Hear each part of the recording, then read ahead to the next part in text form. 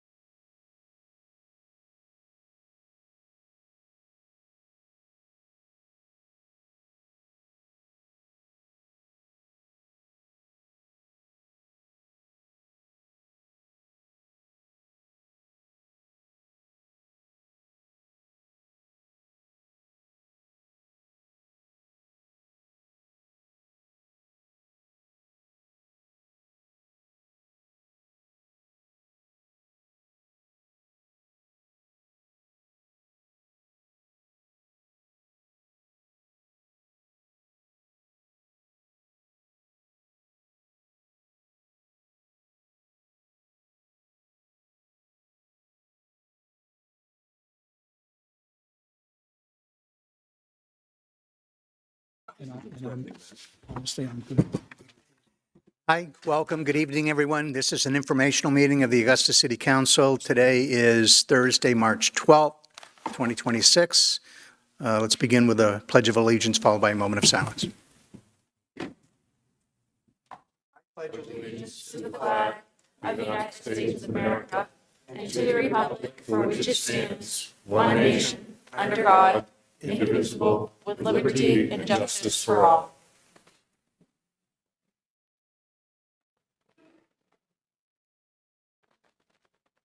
All right, thank you.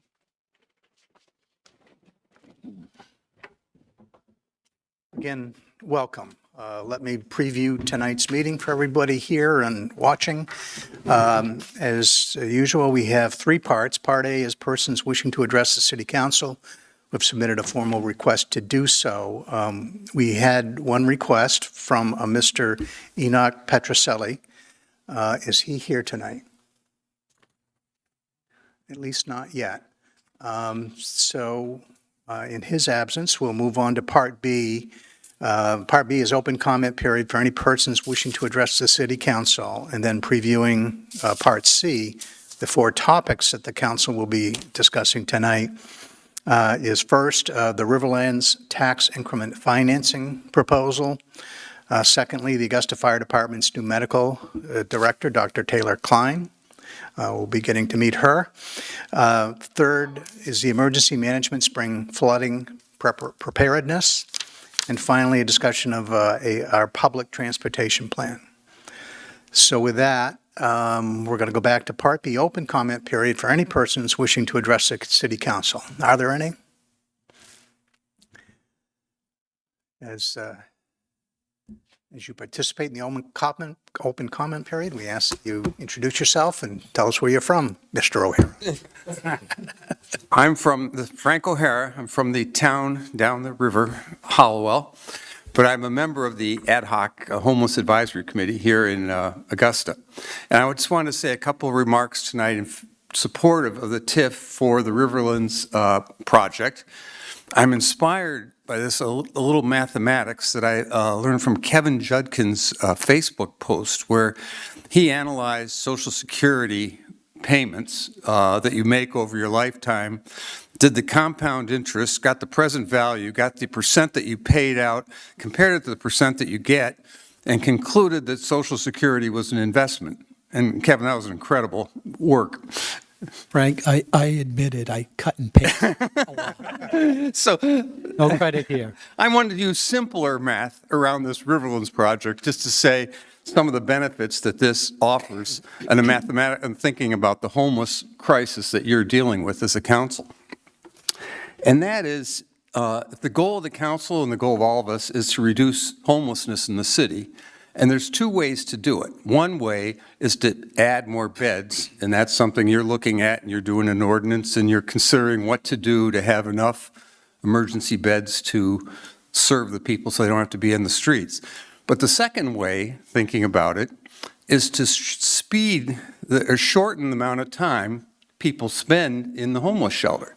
So if we have the shelter over there at the church that has 40 beds or so, and people were spending on 50 or 60 days on average there, that's what, in Kennebec County, that's the average.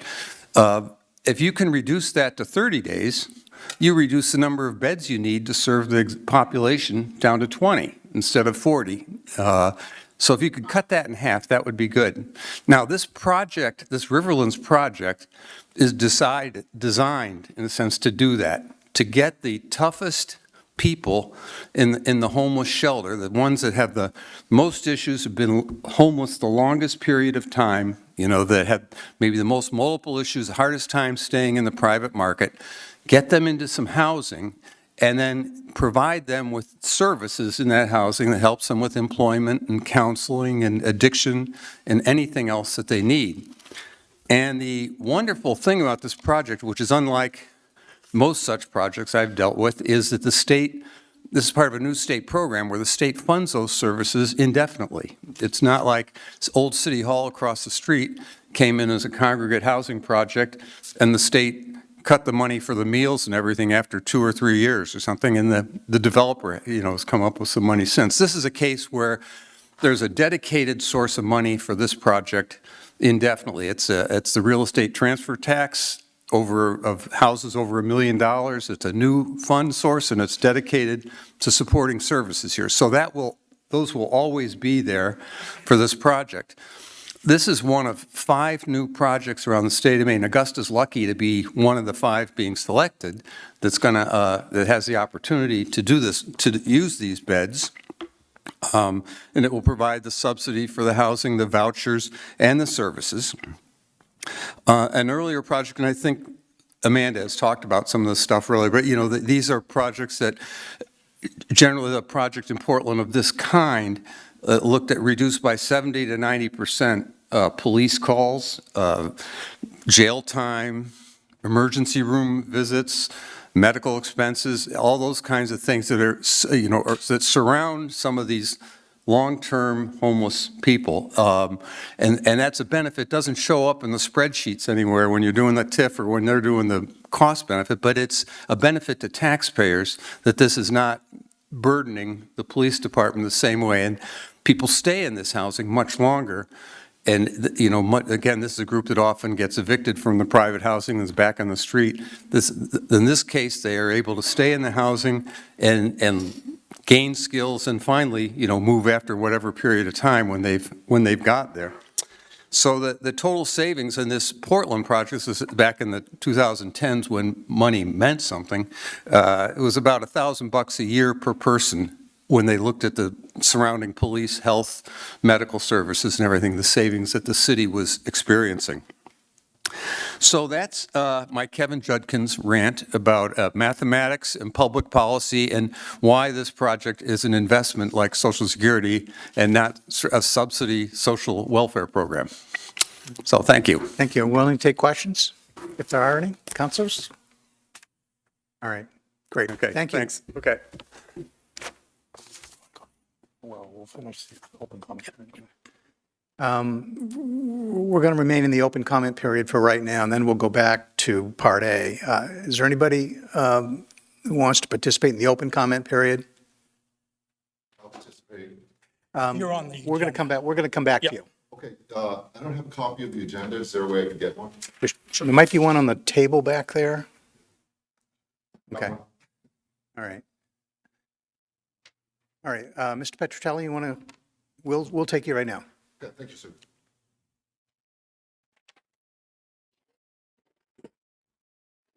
So introduce yourself and where you're from. I am Enoch Benjamin Petroselli. I'm from Palmyra, Maine. And, Please, go ahead.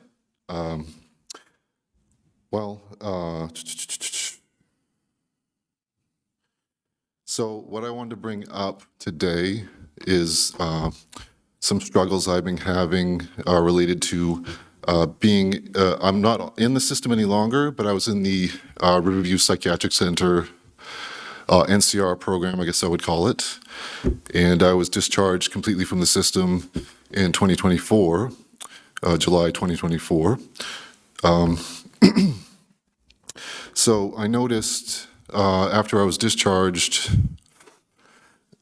that the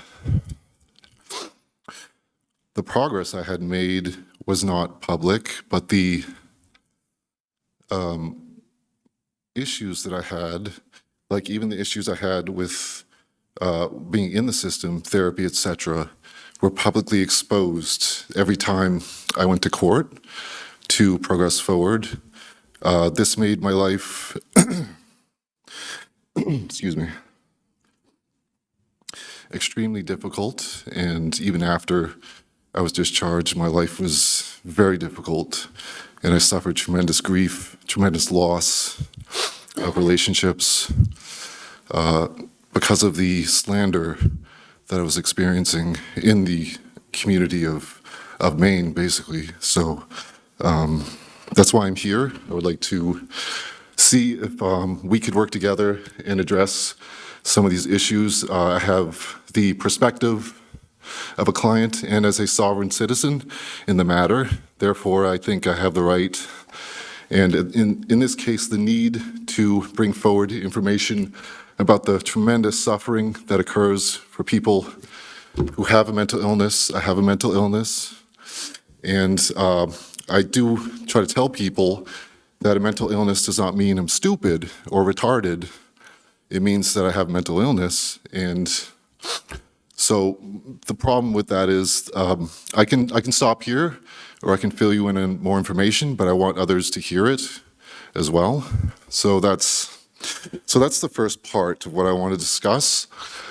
And the other issue is tremendous breaches of data, tremendous breaches of boundaries within the system, within Riverview, within the Augusta PD, within state police, regarding client confidentiality. And even outside providers, outside of Riverview, in the area, they have tremendous breaches of their boundaries that cannot be ignored. Not all of it is their fault. It's kind of an overarching issue related to cell phones and the networks that are insecure in the first place. And I'll get into that later. It's kind of a really fucking complicated, pardon my French, topic that I understand through the struggle of trying to fix it in my own life. So that's what I want to start with, and I can stop here. We can talk more once I don't know if there's more people coming or who else I'd be addressing. So I don't think, as far as I know, there's nobody else that's been requested to have a slot on the agenda. Okay. During this public comment period, we generally allow 5 minutes for discussion or to hear from people making public comment. I'd be curious to know or hear from you how you think city government or the city council can help with the challenges that you've identified. I just need the slander issue is a big deal. Like I won't say names because I know better, but I have friends that have mental illnesses that are still in the system, and I don't want them to suffer the way I have once they are discharged. I don't want them to go through it. It was a fucking nightmare. It almost killed me for real. So,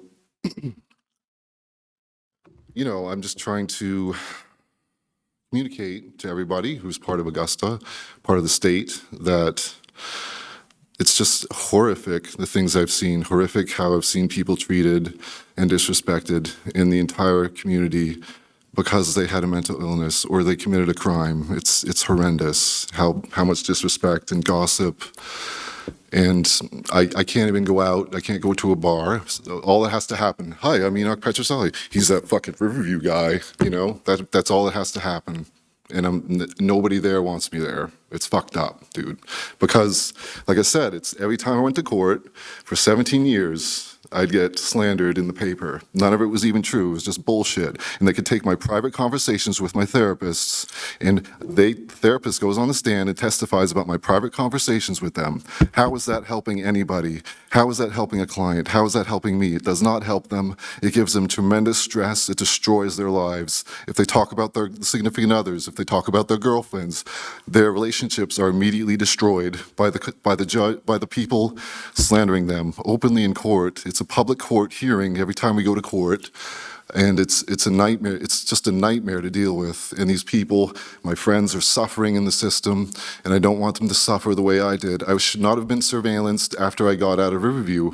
I was permanently discharged from Riverview Psychiatric Center, and there were still people surveillancing me from Riverview. It was fucked up. I don't have evidence. I just have circumstantial evidence. I have deductive reasoning, okay? But give me some time. I'll show some hard evidence if I need to about that. It's just, I'm not trying to point fingers necessarily. I'm just trying to make the community aware that this is a real fucking issue and people are dying because of it. They're killing themselves. Their lives are ending because they're in tremendous grief and they can't tell anybody. You know what happens if they tell somebody? It's okay, just take your pills and go do your fucking therapy. It's fucked up, dude. Take your pills and go do your therapy. That's what they tell us. And you know what I say to that? You don't rub cream on a fucking broken leg with the bone sticking out. You don't rub cream on a broken leg with the bone sticking out. Pills aren't enough. to fix this shit. It's tremendous grief, it's tremendous PTSD, and they're exposed every time they go to court. It's a nightmare. How are they supposed to heal if they're not protected from this community prying on their private information and giving them hell? It's fucked up. I'm sorry if I sound pissed, but it's just been horrendous dealing with it. I've had to go to the police for things, and they would just pretend, they wouldn't even listen to a word out of my mouth, and I could tell they weren't listening. Because like I said, I'm mentally ill, I'm not retarded. There's a difference. So for example, I would go to the Augusta PD, and I'd ask to have something investigated. I would ask to file a police report, and they would say, well, you can't do that. You can make a statement. Like, they're just belittling me. I'm an adult male, I'm a sovereign citizen. They are public servants, they are to listen to my will and obey my will on the matter, but they do not, because they don't consider me an adult. They consider me a fucking mentally ill person, and it fucks with my life every time. So, yeah, I mean, if you wanted, I think you've taken advantage of this opportunity to get your message out to the community, Thank you, sir. because we do have a viewing audience besides the people out here. So I take it that's why you're here, is to share your experience and to sensitize other people to the experiences that you've had. Yes, and I do want to point out that I've noticed people use the Riverview clients as a political agenda sometimes, like in the state Capitol Cross building, for example. I used to work there. I worked there for 4 years, serving people that were slandering me. I didn't mind the people until it was like, whoa, okay, I guess we're not, they didn't even know that I was the guy they were slandering. It's funny. So like a couple times, I believe, I'm not going to say who they were, but they would comment about these dangerous criminals from Riverview, which if you get an NCR, you're not a criminal. It's not criminally responsible. You're not convicted of a criminal offense. So for the record, I'm not a criminal. Yes, I have committed a crime, but I was not convicted with that crime. NCR means not criminally responsible because you're mentally ill at the time. And another thing, sometimes when people have a psychotic break, young men, usually young men, because the stress of becoming a man in life is tremendous, especially these days. People will often have a psychotic break. It doesn't mean they're going to have another one necessarily, but in Riverview, that's all they expect. That's the way they do things. Safety first. However, they are not taking into account how that affects the client and takes their safety, because you have all these people just like this sitting around a table, hospital administrators, psychiatrists, psychologists, mental health workers, what have you, and they talk about these clients, right, every Wednesday. OPS talks about the clients every Wednesday, and what happens? They're all in a circle, and they're thinking about the worst case scenarios. What's this person going to do if we give him this privilege? And are they telling the truth about this? So do any of you know about metaphysics? I happen to be an expert in it. And if you do that, if you all that you want to do is look at the doubt and the fear about a person. You look at the doubt and the fear, and you're focusing on that shit until it grows. That's what happens. You focus on the doubt and the fear. That's what you're giving the energy to that. They don't understand that. They're just about safety first. So that person, that client, is getting bombarded by their negative focus. They're getting bombarded by their expectation to fail. They expect the client to fail by default. That's what always happens before. That's their data. Look, he failed here, they failed here. They just treat them like they're all the same, like they're a number in a system. They don't respect them. They don't look at them as sovereign people. They take their rights. It's fucked up. So they even change the rights of recipients behind their backs. They change the rights of recipients. The laws, the only thing protecting them, they change it to cover their asses, and they don't even talk to the forensic clients when they do it. It's not right.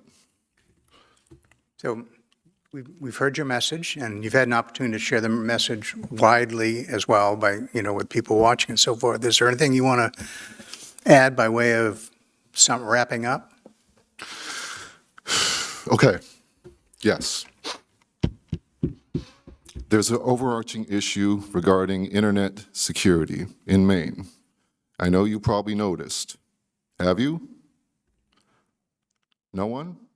You can't tell me you haven't noticed the internet security issues. Nobody, okay.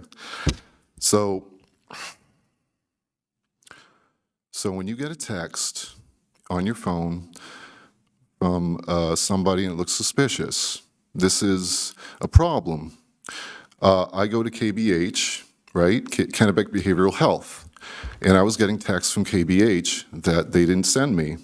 I was getting texts to pick up medications that I didn't order. What's going on there? So the security of your hospital systems is breached by these texts in their phones, in my phone. Anybody who gets these text messages on their Instagram, their Facebook Messenger that are fake messages, there doesn't even have to be a link. It just has to be a fake message, a fake account, clone account, shell account, whatever you want to call it, and that gets into your device, and it compromises your device security. And the reason for that is because Samsung, particularly Samsung, is not secure. Their Samsung accounts are not secure on those devices. They have a Samsung AI on those phones. Samsung AI is hackable with this software that they're using on these phones. If they send you a text on your Samsung device, they can get into your Samsung AI by default. And what does that AI do? It does what it's told to do. It changes policies, it changes apps, it updates this, updates that. You uninstall an app, oh, it reinstalls. You change a setting on an app, oh, it reinstalls, or it changes back. Because it's spyware. They turn the camera on, they turn your fucking mic on, and they're spying on you. This is a real problem, especially for Riverview clients that are already fucking targets. And then they have Riverview hacked, they have KBH hacked. I've seen it firsthand. So how are these clients being protected? They're not protected.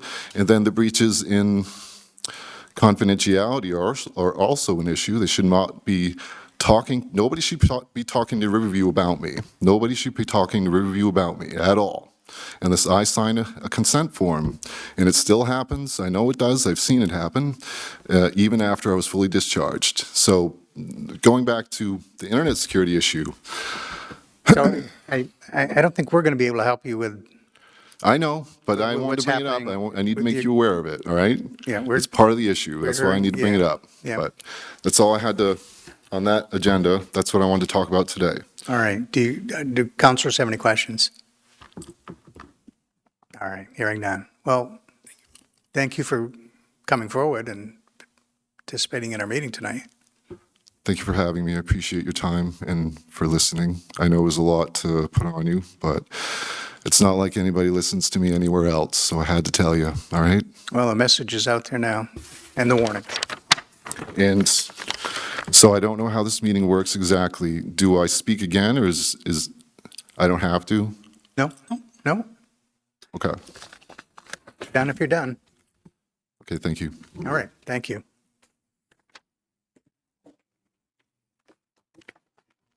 All right, we'll go back to Part B on the agenda and see if there's anybody else that wants to participate in the open comment period. All right, let's move to Section C of the agenda then, and C1, the Riverlands Tax Increment Financing Project. City Manager. Thank you, Your Honor. I'll have our Economic Development Director, Keith Luke, up here with the folks from Riverland, the project. I'll have Keith introduce everybody.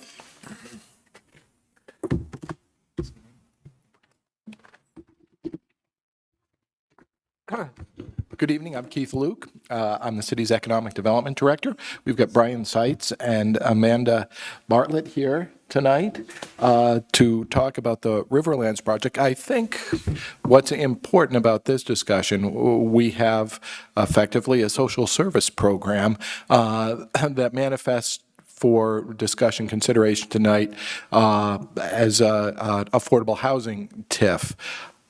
I can talk about the mechanics of the affordable housing TIF, but I think many of the questions that will arise about the project and its potential are best addressed by Amanda and Brian. And so I'll turn the presentation, the discussion over to them to explain exactly what this project entails. Thank you. So I can go ahead and start. As Keith mentioned, my name is Amanda Bartlett. I work for Developers Collaborative. We are the development consultant on this project. Our client is Volunteers of America, Northern New England, and Brian is here representing VOAN this evening. One thing that I find interesting and also exciting is that it was almost a year ago today that the Augusta Task Force on Homelessness brought forward their final report and recommendations to council. And one of the recommendations within that final report included the development of permanent supportive housing for chronically homeless. And I know subsequent to that meeting, at some point, those recommendations were voted on by council, which brings me to a phrase that I love, which is, you can make a wish, but you have to do the wish. To me, the set of recommendations that were brought forward by the task force represented the wish for the community. It was a roadmap of how to solve homelessness here in Augusta, but we have to work together to do the wish. And that's, why we're here tonight. Brian and I have been working for literally years to bring this project to fruition. Brian's been working on it even a couple of years longer than I have. This is our third year together on the project. We've been really lucky in that the stars have aligned in such a way that we've been able to secure multiple funding sources for the project, over $8 million combined with Kennebec County ARPA funds, state Home for Good subsidy that Frank O'Hara mentioned earlier. We have found a national investor, National Equity Fund, who's super excited about this project and really inspired by the leadership that's happening at the municipal level around this issue, both in terms of addressing homelessness, but also helping to solve the need for more affordable housing in the community. They'll be contributing over $3 million in cash equity to make this project possible. And, the state subsidy, Home for Good subsidy as well, which, as Frank mentioned earlier, comes from the real estate transfer tax. On top of that, Brian has secured a two HUD Continuum of Care grants along with match. We have secured project-based vouchers so that every single apartment in this 25-unit permanent supportive housing project will have rental subsidy attached to it. Those are provided by Maine State Housing Authority and Augusta Housing. So what we are requesting tonight is really help solving this last piece of the puzzle, which is the TIF request that's before you. And essentially, it's an opportunity for the city to leverage all of those resources and really, demonstrate a true collaboration at every level to bring this project to fruition. We're excited to be at this place, and we can break ground in July of this year and have a project completed by summer of next year if we're able to move this forward. At this point, I'll turn it over to Brian just to introduce himself and VOA. Yeah. So I'm Brian Seitz. I've been with VOA for about 10 years now as their VP of Business Development. And as Amanda said, I've been working on this project and other long-term projects for a while now. So this is one that's near and dear to my heart. But I think in the last meeting when we all got together and talked about the TIF generally, I think there were some questions about who Volunteers of America is and what it is that we actually do as an organization. So I'll just kind of, if it's okay, I'll just kind of start there, the broad view, and work our way into this project from there. So VOA Northern New England's been around since 1996. We're part of a larger national organization, Volunteers of America, which is actually founded in 1898. So we've been well established for a really long time. And locally, what we do at VOA Northern New England as an affiliate is we work in really 4 main issue areas, right? The first issue is mental health and substance use. So we have a lot of mental health programs. We're running 24/7 eyes-on services and for individuals who are suffering from severe and persistent mental illness. We offer other services such as daily living support services that are supportive services around like case management for folks who can kind of go in and kind of deep dive on those daily living types of things. So what's really unique about VOA is we both develop properties and own and manage our properties, but we also provide the services within those properties. But we do reach out into communities and work with people where they are as well. The other area we really work a lot in is homelessness and housing stability, which this will fall into. One of those, a typical type of program that we might have under that issue category would be our homeless response team, which is based on Section 91 waiver services. If you're familiar with any of that language, it's the home services where we are really wrapping 3 levels of care around individuals who are currently unhoused and sticking with those individuals as they are on their journey through housing and beyond. We also do youth, a young adult rapid rehousing as well. So we're working in the community with young individuals up to the age of 24 who are currently unhoused and finding them placement and wrapping services around them as well. We also have Cabin in the Woods, which is right nearby here. I'll talk about that in a second, as well as some veteran peer support and navigation programs as well. And that community justice and public safety is another area that we do a lot of work in. So that's diversion, deflection, folks coming into the system, reentry services, folks coming out of the system, and also transportation support for those individuals. So we have a huge program up in Belfast currently that really wraps those individuals from the time they enter the system to the time they exit the system with services. And then, as I mentioned at the forefront, we are at our core an affordable housing provider. We have over 500 units of affordable housing. That is individual units as well as group homes as well. This particular project, backing into this, is a permanent supportive housing project. So we will be the owners of the property, but we will also be the service providers on the property. Amanda and her team will be the developer of the property and the property management team that will be overseeing the property. So that's a lot. I could go on a lot longer. We do a lot of stuff, but I'll just kind of leave it there and see if anyone has any questions about any of that. The one thing before we jump into questions, can I just add one thing? I forgot to mention in my opening, and I think Frank may have touched on it actually, but this housing will include 2 staff on at all times, 24/7, 365 days a year. So folks will be supported at all times in the property. Yeah, and the central goal of this having the staff on site is for housing retention. Okay, so we've built the whole program is built around the idea that we get people from being unhoused into a house situation and wrap them with services and keep them stable. Now, the individuals who are on site are not necessarily providing services. There'll be a lot of third-party services. There'll be teams that we bring in from the outside that we work with, that we operate, that will perform services with the clients. But that's the whole idea: is let's get them housed and keep them housed.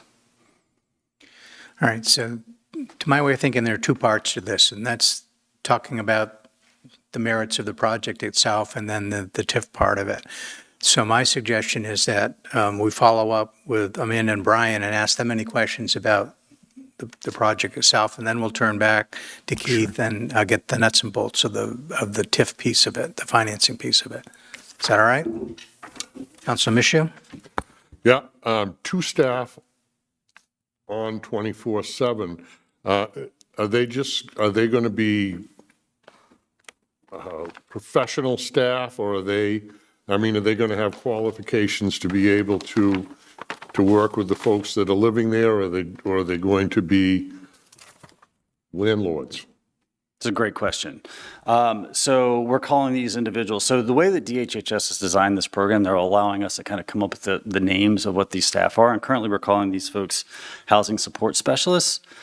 They will be trained staff. I've got a list of things that that specialized training that they will have. Of course, they'll have CPR and first aid, Narcan administration will be part of their training, insulin and diabetes related issues training, trauma-informed care will be part of how they treat the individuals, suicide prevention, MANT, which is the restraint, how to do restraint, and also things around housing retention as well. So working with individuals in the house to make sure that they are set up to be successful.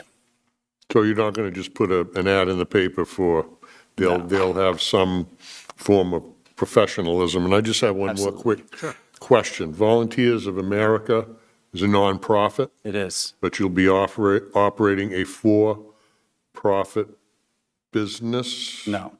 Because I'm just trying to, again, where I'm going with this is kind of going over to the TIF, but I'm just trying to understand So how it's- you TIF a nonprofit. Right. So let's separate out the two things. On one side, we have the housing, which is one structure. On the other side, we have the services, which is another structure and another set of licenses that we have to go through. On the housing side, Amanda can speak more to this, but we're set up as a for-profit because of the way that the tax credits work that are coming in to fund the project. On the services side, we, VOAN, as the nonprofit, are contracting directly with DHHS to provide those services. So we, as a nonprofit, are going to be the owner of the project, but also the service provider.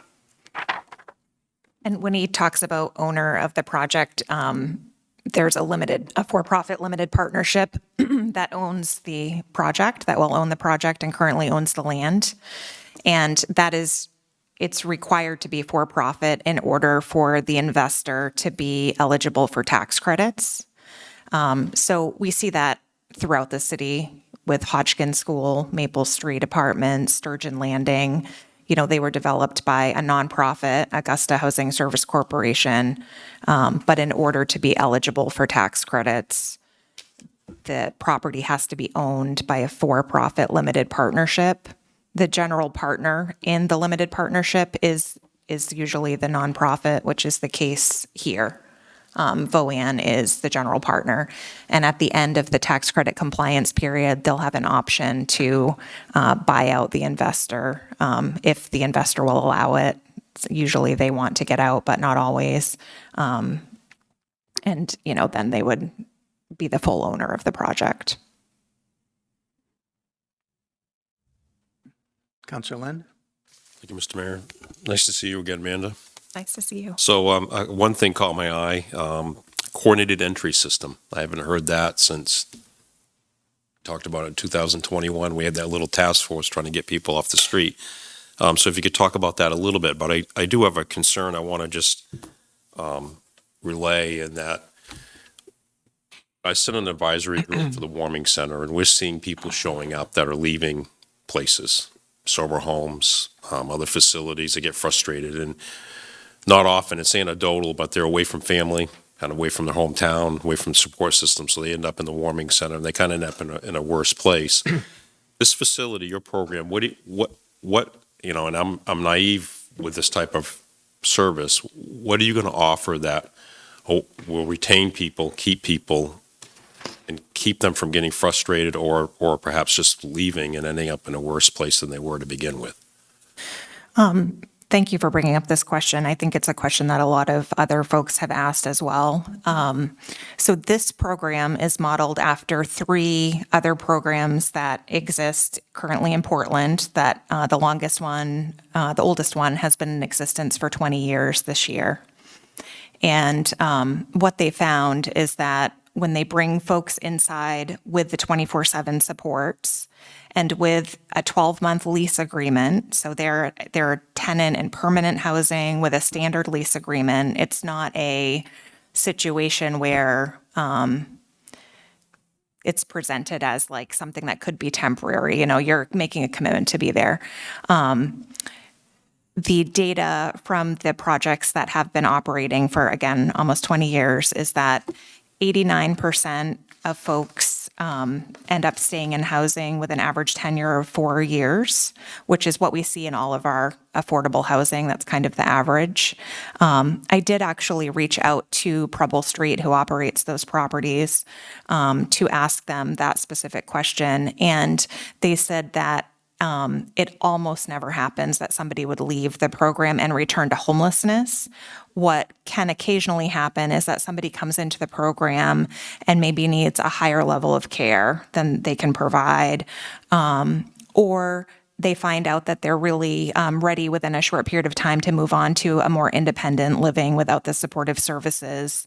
And in that case, the staff that are there will work with the tenant or client to find a more appropriate setting for them and help them move on. And so return to homelessness, not to say that it has never happened. I think there have been a few instances of that happening, but it almost never happens because of the supports that are in place, because of the lease structure, and, because of that kind of initial process bringing folks in, which is a lot of like relationship building and assessment work. Kind of leading into can you just explain for people what the coordinated entry system is? Well, we have How people are going to get to this place? Sure. So we have a coordinated entry expert here, Nicole Frederick from Hub 6. She's the Hub 6 coordinator, is here and could probably explain better than I can. But essentially, throughout the state, there are access points for coordinated entry where homeless service providers essentially get folks who are experiencing homelessness entered into a system that tracks folks who are homeless and also provides a level of survey or assessment about their needs and the complexity of what they're experiencing, how long they've been homeless, things like that. And it's through the coordinated entry system that will that's how we'll be moving people into this project. They'll be all coming through coordinated entry. That's voluntary. That's them. The individual actually agrees to that. And Yes, the information. yes, for sure, yeah. It's a partnership between the individual and wherever they are, filling that out and getting into that system. Yeah. Okay. Thank you. And I do just want to mention that in the frequently asked questions that I provided, there's a question in there about it, and it does include a list of all of the current access points that are capturing data. And in addition to that, Nicole, what is the term that you use? It's not an access point, but like An access partner. an access partner. They're not doing the assessment, but they are giving referrals to the access point, so we are able to still get people into the system. And just on a side note, not germane to this, but thanks for your work at Togus. As a veteran, I just want to say that, so appreciate it. Thank you. So we've got Councilor Lilly and then Councilor Gary Allen. Thank you. I have two questions. One of the things that I wanted, and I'm trying to see if I missed it, but is there anything that's in here where this is going to be set up in a way where it's Augusta residents or people that are already in Augusta that are in homelessness that are able to have some way to be able to be ahead of it versus somebody that's not already in the community? Right. So the folks will be coming through coordinated entry through Hub 6, which includes Kennebec and Somerset counties. What we typically see when we build any housing is that folks tend to come, about 90% of people who move into housing that we build comes from that immediate community. So we expect that would be the case here as well. It's completely possible that folks from other areas within the hub could come here. But one of the pieces that I want to emphasize is that Brian's team is their contract with DHHS is going to start 6 months prior to the opening of the project.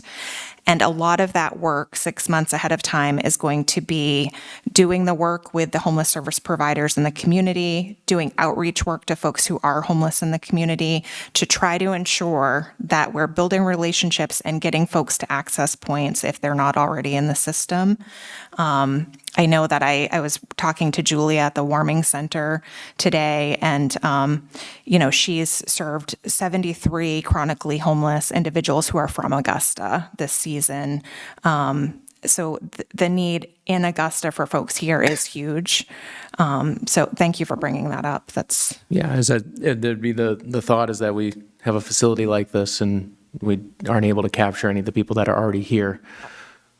So I didn't know if there's a way, and if and it might not even be possible, but a way to have some sort of percentage where they could capture people that are already here that need that help and could be Augusta residents already. Yeah, I don't think there's a way for us to create like a preference for Augusta residents or I don't want to make a promise that I Sure. can't keep, but what I can tell you is that through outreach, relationship building, working with homeless service providers, and what we know about who moves into the housing that we build, it's going to be mostly people from this immediate area. Thank you. My second question would be, do you have a program that you're already working together in? I think I heard something about Belfast, but are you both working do you already have a facility together that you're working on, or would this be your first together?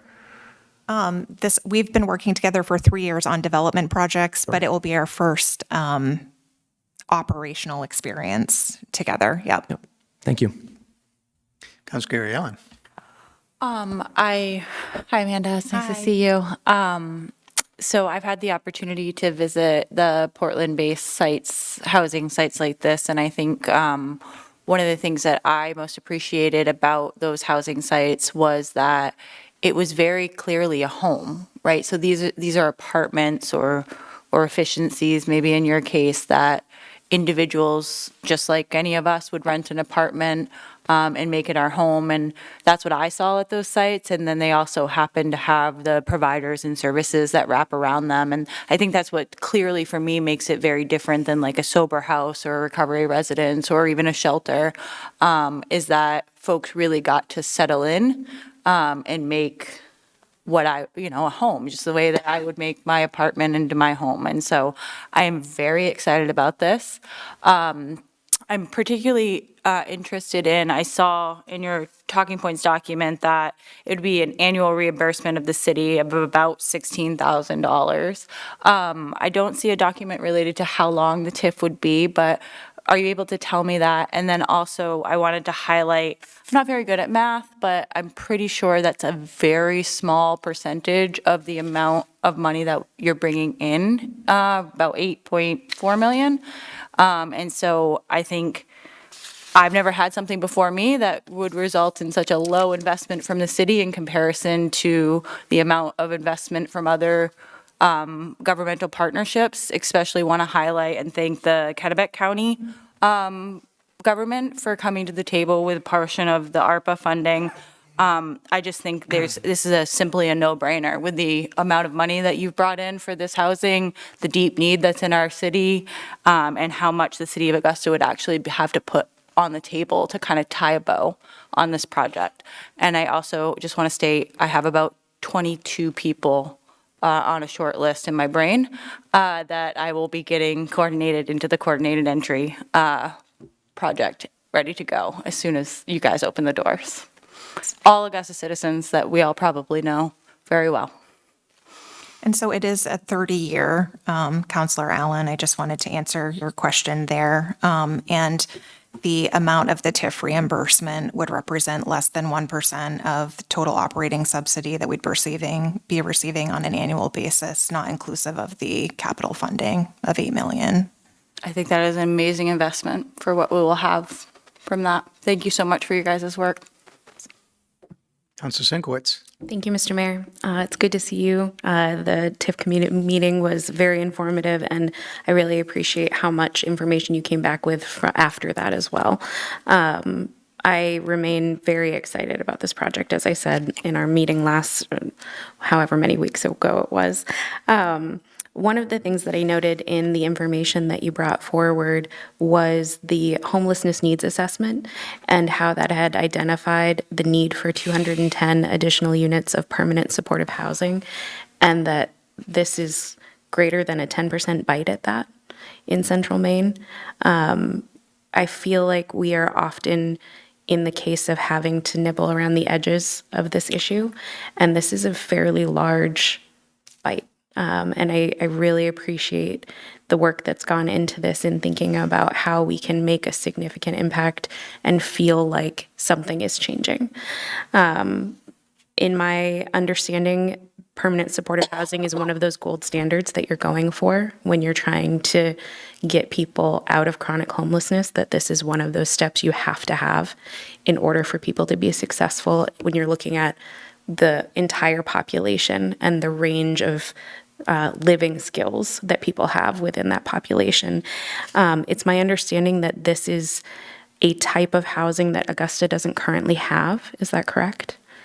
We have group homes, we have sober homes, we have a variety, but I don't believe we have permanent supportive housing in the city right now. So this Closest would be thing we filling a have gap. is Cabin in the Woods, and that's in Chelsea, so. So they don't count. So they don't count. Sorry, Chelsea. We're glad to have them there.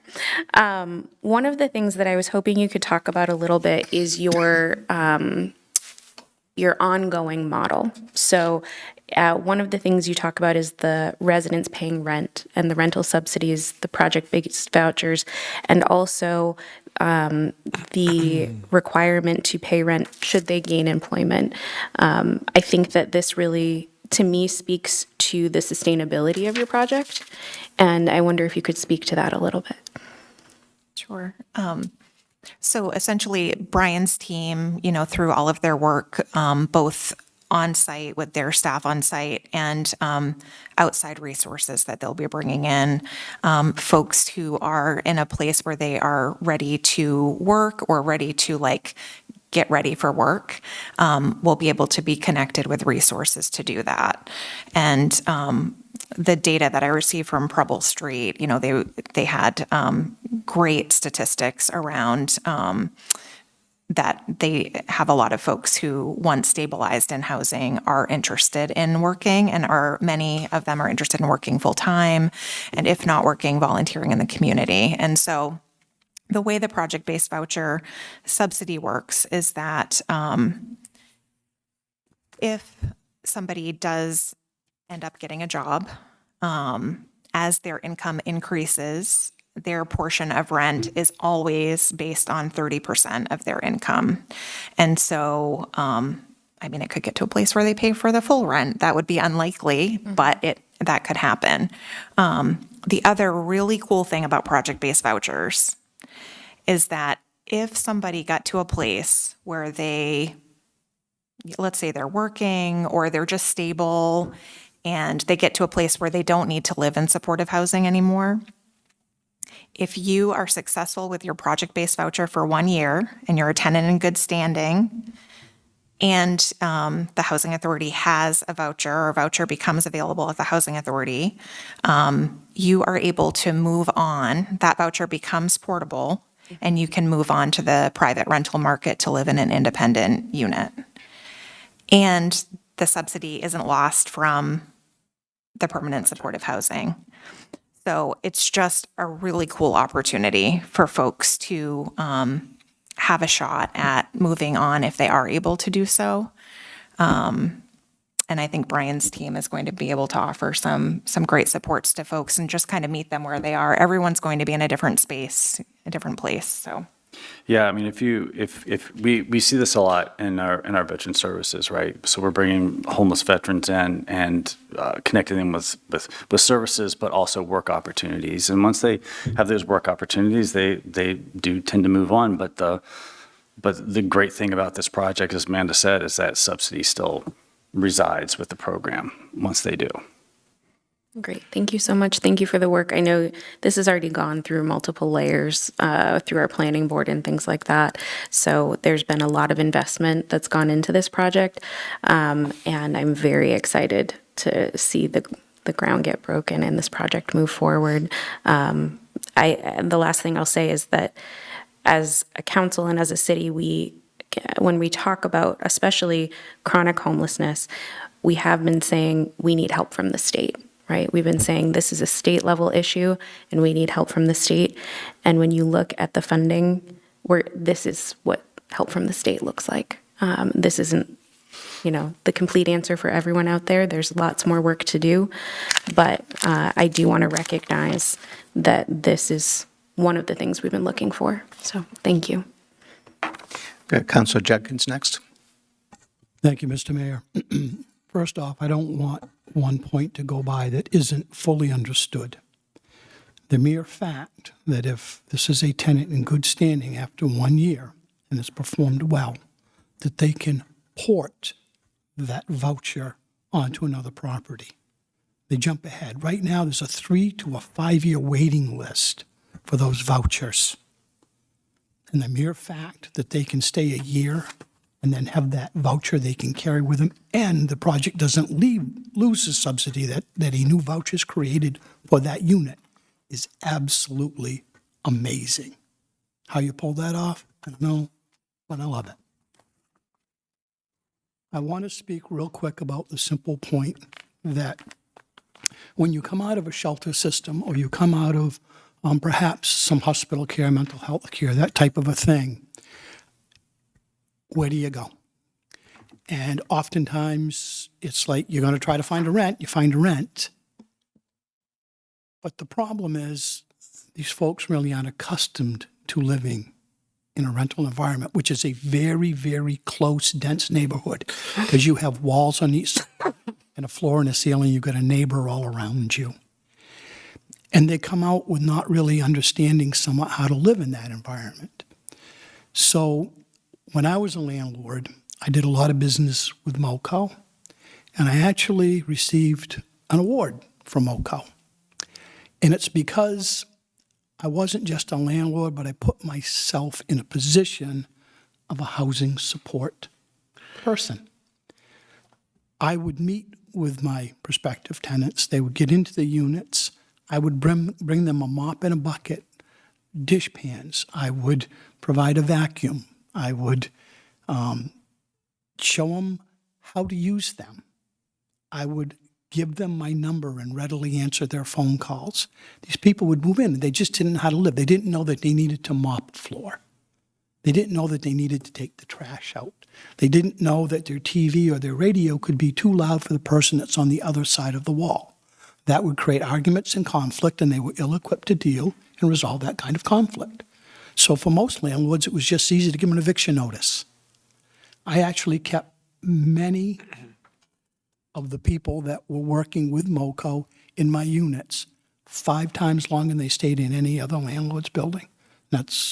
They threw me a little bit of a dinner and gave me an unemployment award one time. Award didn't mean anything, but what was behind it did. So what's important is this supportive services system. It breaks the cycle. So instead of it being just easy to give an eviction notice, move them out, try to find somebody else, this actually moves them on to a good life. This is what is so important. It breaks the cycle. It's the off-ramp, and it moves them on. And for that fact alone, I know this works from personal experience. And given that the population is going to serve, I support this 100%. So thank you in doing it. And Brian, I think I worked with you when I was at Maine Housing on your group home that you wound up taking back from us. I babysat that for a year or so. It wasn't fun. But anyways, I'm glad to see it back in use. Thank you. So, Councilor Morris-Polly. Thank you, Mayor. Good to see you guys again. Hi. Thank you very much for further information. I know I had a lot of these questions when we met before, and this is very clarifying. One of the things, though, that I'm not sure that we've touched on that I want to touch on is that in working with the population, the unhoused population here in Augusta, myself, one of the things that they struggle a lot with in moving into any type of housing is the fact that they cannot have a significant other if they're in a relationship, that they may have a support animal that's very important to them and that they want to be able to bring that into that environment, or that they're struggling with active substance use. And so how would this project support individuals who have difficulties in all 3 of those areas so that they too can be able to move into permanent housing? So I can speak to all 3 of those things. So the physical structure of the building is designed in such a way that there's staff there 24/7, and there's kind of like a reception desk with a secure door at the entry. And anybody who tries to come into the building has to come in through that main entry and be buzzed in and check in at the front desk. And so folks aren't able to have guests there without the guest signing in at the front desk. And so that is kind of managed both by the property manager, but also by the service provider staff. So it's not to say that folks couldn't have a guest, but it's monitored in that way. For pets, under fair housing, folks are allowed to request a reasonable accommodation to have an assistance animal or certainly a service animal live with them. We see that all the time in all of our affordable housing, so that is a process that we would follow. Also, these units are pretty small, so we would have to think about just kind of the general pet policy. But I will say that for most of our affordable housing now, we do allow pets because the reality is that if folks have an emotional assistance animal, most doctors are going to sign a letter approving that. So it's sometimes helpful to just be proactive and have a pet policy. So we'll work together to kind of define the rules around that. But I would anticipate, to answer your question, that folks would be able to have their pet that is important to them in most cases. Kind of when that doesn't work is if an animal is dangerous. But generally, folks are successful having animals. And then the substance use piece, part of this housing is bringing folks in who have been chronically unhoused. Many are, maybe in active addiction. And so that's just part of the deal is bringing folks in, meeting them where they are. They do have to adhere to a lease agreement. So they have to be able to work cooperatively with the service provider staff in order to be successful in the community spaces, be a good tenant. But the reality is everyone has their own individual apartment and it's a private apartment. And, there's, as long as folks are maintaining their obligations in the community and as a tenant, in that sense, the supportive services are there, but it's an independent apartment otherwise. Private apartment. Okay, thank you. And one other thing, when Councilor Judkin was talking about somebody who is learning how to live in their own apartment, I'm under the understanding that VOA provides DLS services, Section 17. So if they have main care and they'd be at risk for homelessness, so they would be eligible for those services. So they could have a one-on-one individual working with them in the home to be able to do that. And there will be individuals who will come in under Section 91, which is the home services, which we call our HEART team, homeless response team. And that's, like I was mentioning earlier, has kind of a 3-layered approach. So you have clinical services, you have peer support, and you have case management. And if we meet those people when they're unhoused, and as they come into the units, we can still follow through with Section 91 services and provide those services and DLSS at the same time. Okay. But if an individual has a provider in which they've already established a relationship with, they're not required to give up that, because I know that that's been a concern in some Absolutely of the not. housings that we've had. No. Okay, so they can continue. They don't that. have to take services from us. All right. Thank you very much for clarifying all of these things in this memo. Appreciate it. Thanks. Councilor Mission? I work I'm out at Togus volunteering a lot, and Cabin in the Woods is an amazing model. And we have seen over the last, 3 years? 2018. 2018, oh my God, it's gone by fast. Fast. I've been out there 3 years, but I have seen one success after another, folks being out there for a period of time and then being able to move on and become part of a community. So that means a whole lot to me. And if this is the model that's going to follow with this, it's really good, because that's one of the pieces out to Togus that really touched me, finding homeless vets and placing them in those beautiful, beautiful little homes out there is nothing short of amazing. And I haven't really heard of anything other than success through that program out there. So, and the property, the property that you're going on has a lot of historic value in Augusta, if you know the family that used to own that once upon a time. So, but anyways, I just wanted to mention that. It just dawned on me, Volunteers of America, the cabin in the woods out there, house in the woods. It's just, Well, it's really in a field now because we had to take all the trees out when we developed it, and it's not quite woody yet. Well, We're hoping it'll get there one day. It will, but it's an amazing model, amazing project, and I can speak personally that it's a success. So thank you. Thank you for that. So I have a quick question about one of the sources of the financing from the state. You referred to it as the Home for Good subsidy. And I'm hearkening back to the task force work.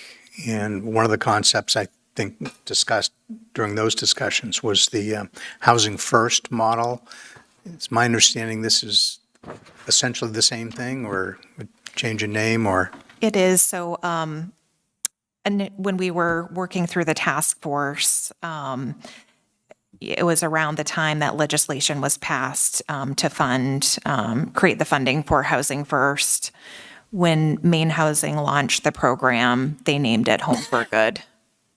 And so it is that there's a funding source or legislation referenced in the task force recommendations, but that is what this is. Right. And Housing First itself has proven to be a very successul model elsewhere. Yes, and it has been the particular, there are different variations of Housing First that are used nationally, but this program is modeled after the programmatic model used in Maine by Preble Street and Avesta Housing, and it has been just incredibly successful over 20 years. So why don't we turn next to question? I was going to say, can we put this on a council agenda? Let's talk about the TIF piece of it for a little bit. Thank you, Mayor. I really don't have a lot to add. We've covered much of that. We anticipate that this project is going to generate a little over $20,000 a year in new tax revenue for the city at the 75% reimbursement rate. You could think of that as about a $16,000 a year contribution to the operation funding stream for the project. Staff suggestion is that the little over $5,000 that would be coming to the city on an annual basis flow to our existing fund to support the creation of additional affordable housing in the community in the coming years. Thank you. Any questions for Councilor Lynn? So I drilled down in the numbers, Keith and Amanda, you probably would expect that. So I want to say from the start, this is a tapestry of financing, and one piece of this is the city. And so I want to kind of talk a little bit about that. First, I want to get back to the name. Thank you, Amanda, for putting up with me on the phone call. You have an Inc. and you have an LP, both the same name. So, I looked at the Secretary of State website just to figure out what was. And so the first name I hit was the nonprofit. And I said, how could a nonprofit secure a TIF? And then further down was the same name. So I guess I would suggest maybe changing a few words next time you do that, just to distinguish it. But at any rate, that worked out. Looking at the TIF, and actually this is a great example of why we're going through a reevaluation of the city. This property right now, the city has it valued at only $28,000, which is way low. Kevin Bunker bought it in 2023 through $175,000, which, if you think the market, maybe it's $150,000. I just used that to try to compare apples to apples. So let's say the property was valued at $150 at the current mill rate. Over 30 years, we'd pull in about $109,000. The TIF's going to pull in $117,000. So it's very comparable if it was to be at $150,000. So that math works for me. I'm a little confused, man, if you could help me out with the sales that went on. Kevin Bunker bought it in '23 for $175,000, and then you bought it for $258,000. Can you just explain, if someone was, I'm not a developer, I'm not a real estate person, but I looked at it and it was a pretty big jump from, in what, a 3-year period. Yeah. Yeah. I can. Yeah, go ahead. Okay. You start. We can both chime in.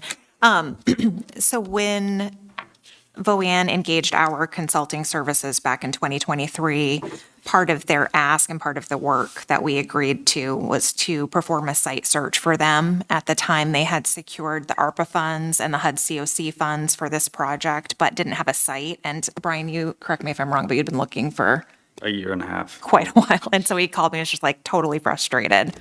So we started a site search and we found this site it was just listed on MLS. And I couldn't believe it because it's like vacant land, flat, cleared, in town. I mean, it's just like this perfect site for So development. Kevin bought it from the open market. Correct. Okay, all right, great. But with this project in mind and the understanding that if this project didn't come to fruition, we could just use it for a different type of affordable housing development. Because it was zoned for 20 couple units, right? Yeah, It was something big like enough, that. yeah. It was big enough. So Brian wasn't able to buy the site because with his HUD funding, there's a requirement for an environmental review to be completed, and it has to be approved by HUD prior to actually purchasing land. And so what you can do sometimes is enter into an option agreement, which is what he ended up doing with us, with Kevin. But you typically can't get like just a private market seller to do that because they'd have to agree to like a 6-month to a year-long option agreement and hold the land with the potential that they may not even be able to sell it if there's an environmental problem with the site. So we basically agreed to buy the land and give them an option agreement. And what you see with the transfer that occurred this year, Brian was able to buy the land because we got through that environmental process that's required. And the price that you see isn't really the market value of the property. It's the market value of the property plus, Kevin's cost for financing the property, our holding costs for the property, and our services in completing a site search. And so it is significantly higher. And there was an increase in value because 3 years had passed. But it's kind of a combination of all of those things. So the 258 is not we certainly don't think it's representative of the market value. It's not a real estate value. It's called non-real estate consideration. Thanks, Keith. That's a term I just learned. Thank you for that. Yeah. So I kind of want to circle back to, we talked about House in the Woods and veterans. I just want to say on the record that the veteran population is a little different. They think differently, they act differently. So I'm always kind of reminding people that when you get in an environment like this, if a veteran shows up, they are different. So this particular facility, if a veteran comes in through the hub system, are they going to stay here? Are you going to try to get them out? Is it comparable to get them out to the House in the Woods?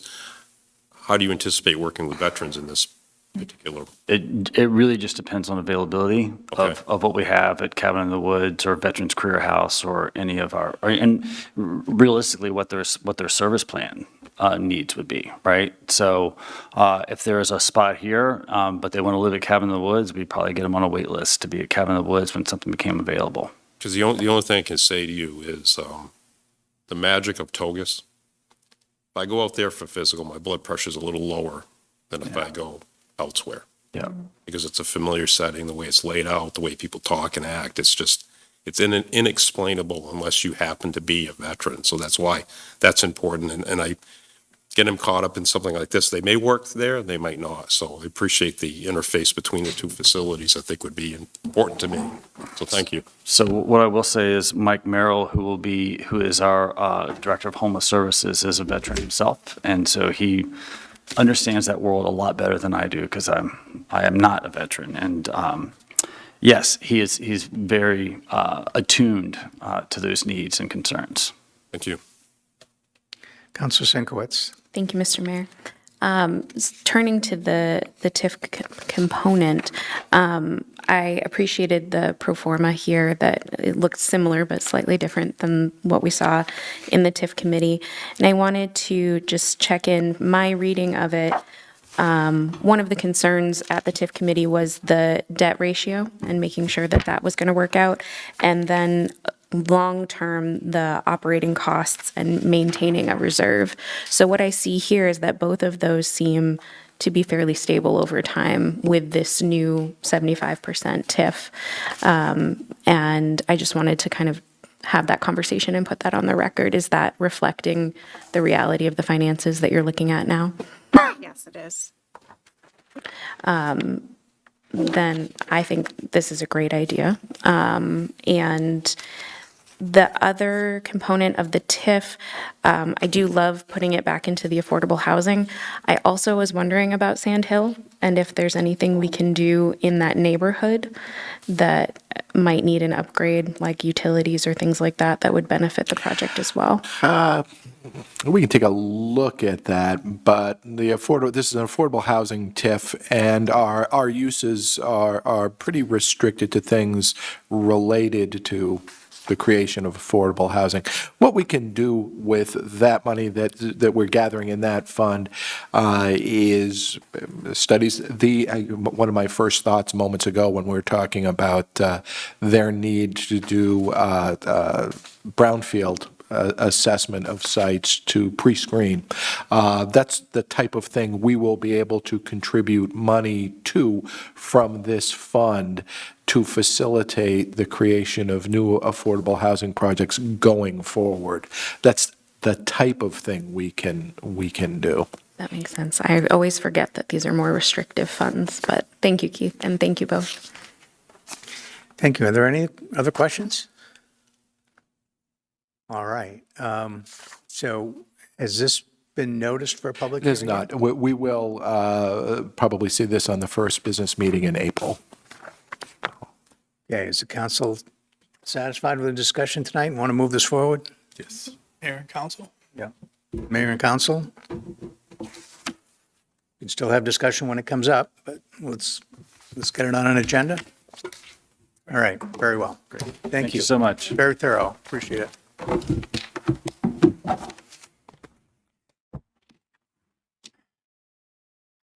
Next item on the agenda is C2, which is the Augusta Fire Department's new medical director, Dr. Taylor Klein. City Manager. Thank you, Your Honor. I have our Deputy Fire Chief Steve Leach coming up to introduce us to our new medical director and perhaps tell us a little bit about our medical director program, Chief, if you will, for some of our newer counselors who haven't experienced Dr. Pay, the gentleman we had before. Thank you, Mr. Mayor, Council. Welcome. Steve Leach, Deputy Fire Chief. Back in the last summer or so, Dr. Pay had let us know that he was looking to end his time with us. Changes in the regional system brought on changes in his responsibilities there and time commitments. And he'd been with us for 18 years and a good long run. So he was our first medical director, and it was a good project. So we started a search and in the fall, and we came up with Dr. Klein as our new medical director. We're required to have a medical director to operate EMS at a paramedic level in Maine, to oversee basically protocols and standing orders and just the general practice of advanced life support care in the field, and run our quality improvement program. And those are all state requirements. Any ambulance service that's functioning at that level has to have it. So, but we did a search and we came up with some really good candidates, and going through that in interviews, we felt that Dr. Klein was our best option. She comes to us with a lot of experience in EMS. She was a practicing EMS provider before she went to medical school, and then went on. She also has a master's degree in disaster and emergency management, which certainly isn't necessarily part of her responsibility as a medical director, but we'll certainly tap into that knowledge base to help us out with some stuff. So I'll let her introduce herself any more that she wants to. Sure. I'm Taylor Klein. It's nice to meet you all and be here tonight. I suppose just a little bit about me and where I came from. As Chief Leach mentioned, I did start my initial medical career as an EMT basic and then an AEMT, which are the two license levels that precede being a paramedic. Most of my pre-hospital experience was actually in Wisconsin. And I went to medical school in Arizona, and I did my emergency medicine residency in Pennsylvania, and am now here in Maine. And I did a master's degree in Florida. So I have quite a range of systems that I've seen before that I can pull some knowledge from, which I think is beneficial in coming into a role like this. And I suppose I work at Maine General as well. I'm an emergency physician there. So I know Dr. Pei very well, and he's still involved at the Region 2 level in Maine EMS. So happy to continue to have his support in stepping into this role. Happy to continue to support the good work that's already been done and raise the bar if we can. Thank you. Welcome. How long you been on board?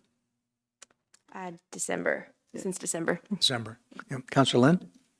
I think you forgot one very important commitment that you've made to our country.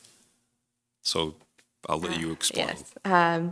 So Councilor Lynn is referring to, he performed my commissioning oath for the Navy Reserves back in January, which was a long process. It took almost a year to get through that clearance process, and it's still somewhat an ongoing process. If anybody is familiar with any interactions with the DoD, it can be a lot of paperwork and a lot of hurry up and wait. But I am serving my reserve weekends up in Bangor with the Navy Reserves Medical Corps. In addition to Maine Medical. Oh, yes. Anything else, right? That's In a addition to serious everything commitment. else, Thank- correct. Thank you. That's a serious commitment to the community. It's admirable. Other questions or comments? Councilor Michoud? Well, welcome aboard. Are there any states you haven't been to? I'm sure there's some, yes. Well, Certainly not all that I've practiced medicine in. You've certainly traveled around a lot, and, getting an education in a lot of different places makes you worldly, right? So, and Councilor Lynn said you're in the Naval Reserve. That's awesome, and you don't have time to do anything in your own time because you're busy doing everything else. Well, My husband would agree, yes. congratulations, and thank you, and welcome aboard. Thank you. Councilor Sinkowitz? Thank you, Mr. Mayor. Thank you, Deputy Leach, and thank you, Dr. Klein, for coming tonight and for signing on to be the medical director for our EMS services. I am looking forward to seeing, it sounds like your experience is quite varied and geographically as well as the types of work that you've done. So I'm really looking forward to seeing how that benefits our EMS staff with all the knowledge that you've accumulated in those different experiences. Thank you, Deputy Leach, for I'm sure it was a very thorough search. It must be hard to find someone to replace Dr. Pei after 18 years, but it seems like you've done a great job. Thank you. Councilor Judkins? Thank you, Mr. Mayor. What's to say other than thank you for taking on this challenge? It sounds like Steve found an excellent candidate, and I like your premise of raising the bar, although I thought we were doing pretty good as it was. Thank you and welcome, and I hope you and your family enjoy Maine's beauty and Four Seasons. It's maybe a little bit different than a few of the places you've been, but hopefully you'll adjust and come to enjoy it like all the rest of us fools do. So thank you. Thank you. Council Morris Polly. Yes, thank you very much. Question, what is the role of the medical director position that you've just taken on? I'm not aware of what that role exactly is, so it'd be nice to have a little explanation of that. Take it on. Or what do you- If you want, I can add on if you want, or. Basically, if you look at it, they're primarily responsible for oversight of clinical practice, and Maine has a statewide protocol, but not all states do that. Like some states, you're allowed to set your own protocol as a department. So the medical director would be responsible for oversight of protocol and acceptance of protocols and standing orders. Like if we had an individual in the community that had specific needs, and then we could look at that individual and say, okay, we need to work with their primary care physician and our medical director, and we could come up with, say, a medication that we normally carry in our drug box, the person's allergic to. So, but they could use a different medication. So maybe we have a special protocol that we work out between our medical director and the patient's primary physician, and we develop our own in-house protocol that gets approved for use with that patient. So those type of collaborations, and then oversight of the quality improvement. One of the things that we did this week, we have, for airway management, we have endotracheal intubation. It's one of those practices that we've done for many years.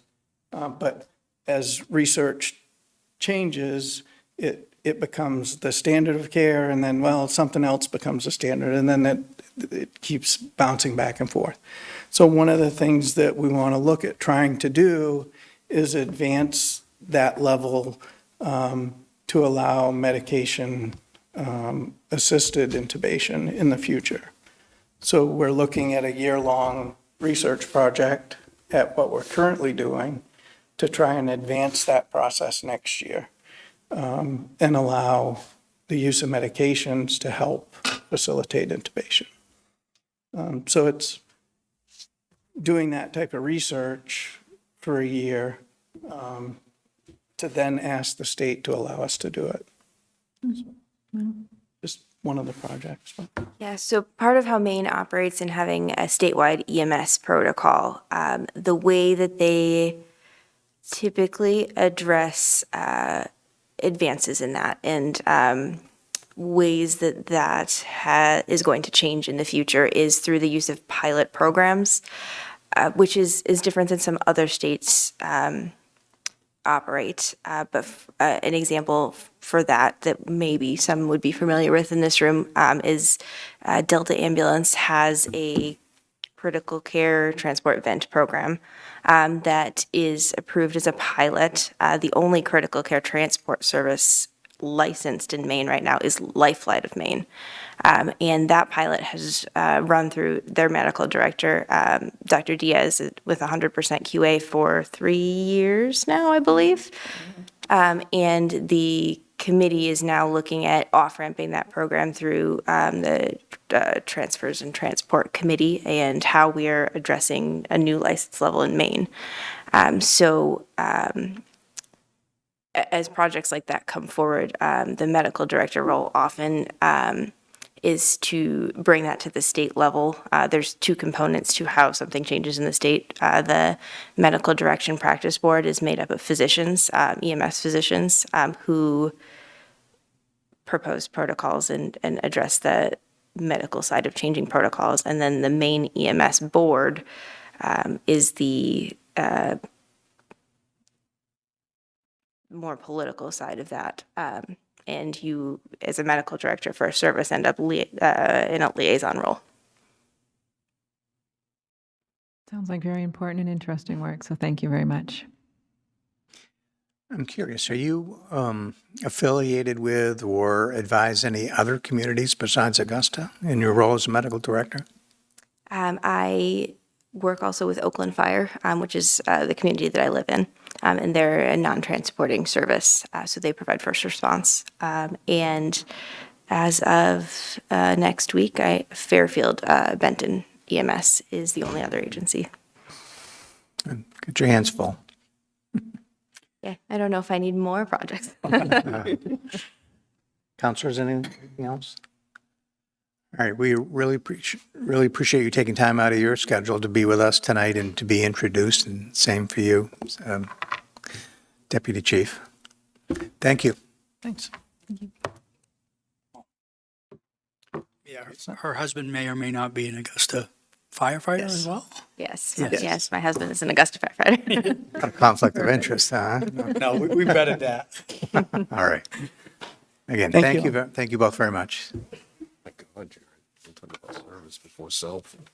All right, item C3 is emergency management, spring flooding preparedness. Again, City Manager to introduce it. Thank you, Your Honor. We were going to have Deputy Chief Leach pinch hit, but Chief Groder, we just can't keep him down. He just had an ankle surgery, and he's here to talk to us today about our posture with emergency management, specifically to the river, which we may or may not be keeping an eye on right now. Yeah, coincidentally, it is Flood Preparedness Week. All week that came up. So what we normally do is in the spring or in the winter, as spring progresses, we start attending the meetings that are put on by the state and the county, watching river flows that affect the river. The snowpack that's there from the winter, we've watched all of that. And unfortunately, we spiked today and actually found a ice jam here on the river. So as far as the preparedness part, we are already, as of this morning, we're started a quasi-EOC phone thread, texting back and forth with the city manager, Public Works Director, Leslie, myself, and the Chief of Police, just so that we're all on the same page. We know what's going on. Through those conversations, we discuss whether we're going to shut down parking lots, do we stage equipment, and we don't want to page people or let people know that we're in a flood watch or anything at this point. Because if you do it too soon, in my feeling, is that we start crying wolf and it doesn't work out the best. So we just continuously monitor what's going on. Like today, we had a water level at 6.8, and then within an hour, it's at 8.1. So that's a spike. It's something that raises our interest. An immediate phone call to the county was made, and they said, yep, we're already aware of it. They're working with USGS. They're working with the National Weather Service to check on predictabilities. So bringing that back to preparedness, we're always working to get ready for that next step. Our next step is when the level reaches 10 feet. That is the action level based on the Kennebec River in Augusta. This is all formatted out by the National Weather Service and the USGS. Leslie, if I'm way off base, let me know. So we go through our processes based on what everybody else is telling us. I'm not a meteorologist, I can't tell you what's going on. We know that we have 1 to 2 inches of rain coming on Monday. Is this going to change the whole format? As they're saying, no, it shouldn't change anything, but they don't factor in whether there's going to be an ice jam or not. So that's why we monitor it like we have been all day today, and it'll continue through the weekend. Our biggest threat will be Monday, obviously. We will have conversations tomorrow to see if we want to start staging stuff. Is there going to be enough chance that we're going to reach the parking lots that we need to prepare for that? And then we just flip back to the all-hazard mitigation plan and make sure we're not missing any steps, which brings us into emergency operations centers. And like the big one we had in '23, we were like a mobile incident command center, emergency operations center, where we were all in contact like we are right now via phone in a thread, so that nobody's left out of any of the information. So that's where we are currently with this operation that we're working with. And in general, that doesn't change from the last 30 some odd years that Leslie's been around doing it and I've been doing it. So I think we're on it. We just got to watch and see what happens. Counselor Judkins? Thank you, Mr. Mayor. I know that during the Grinch storm, we kind of one of the lessons learned was it wasn't like the best of communication with all the folks downtown, and there was some problems that ensued around that. Have preparations been made to already start conversations with the folks downtown so they know what to expect, what their responsibilities are, and what our responsibilities are? So we did send out a flood preparedness packet that was on the city's email, not city's email, but the Facebook page and our other social media outlets. We have not talked to downtown. We don't have a downtown director right now, apparently. But those are conversations that would happen tomorrow because we got to watch that weather.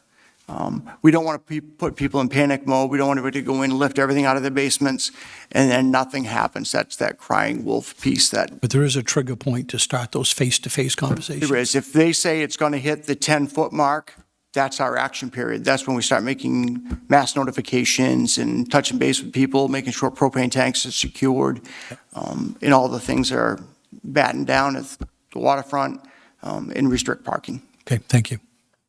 If I may, the executive director of the, not the executive director, but the board chair, Laura Briggs, is our contact for those folks now who will help us as well. I apologize for breaking. No worries. Counselor Michoud? I know in years past, I know this has been one of the coldest winters we've had in several years, and I know there's a lot of ice on the river yet. I know in years past, Coast Guard sends something up to break the ice up. Has been in touch with them, because sometimes that helps to break up the river and free the flow. Yeah, so they had a meeting Friday. I think it was Friday they had their meeting. I was attended one on Thursday. I didn't attend the one on Friday, but they were planning on in 2 weeks from now coming up the river. My understanding is they can't get past Gardner, but I could be wrong. So that was the plan. And then the conversation today that we got through the email from the county is that based on the weather that we've had, the decrease in the amount of ice that's open, they don't plan on coming up now.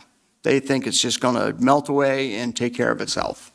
So they don't plan on coming up. But yes, that is one of the other things that they do their own system, but the county was in touch with them. They were in a conference call with them, along with the National Weather Service, to make sure that it was addressed.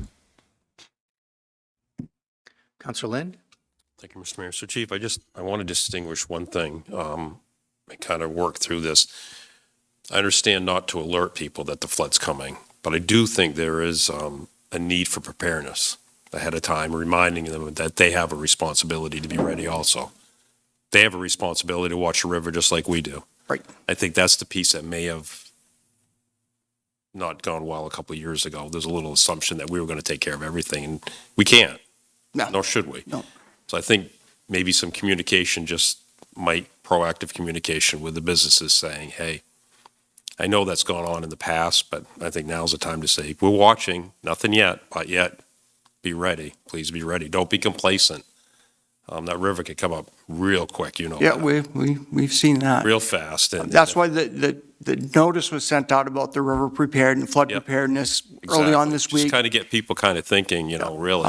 And then we will have to craft, with Haley's help, craft a correct email, a statement that says, we don't believe anything's going to happen based on our information, but we cannot trust that without, they don't factor in the ice jam or right. any ice jam with the weather. So that's the factor that we have to watch for. We have to craft something that doesn't put anybody in panic mode, but puts them in preparedness mode.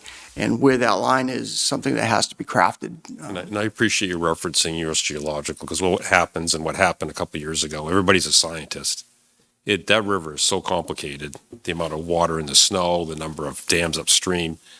You're spot on. You got to rely on those experts. And is the River Commission still, I think I mentioned, the River Commission still meets? That's a whole bunch of folks. The meeting we had on Thursday, they were involved in that meeting. Yeah, that's a lot of people that are looking at this thing. And still, they don't get it right always, because that river is so unpredictable. But I think maybe a little bit of prep work, just saying, pay attention.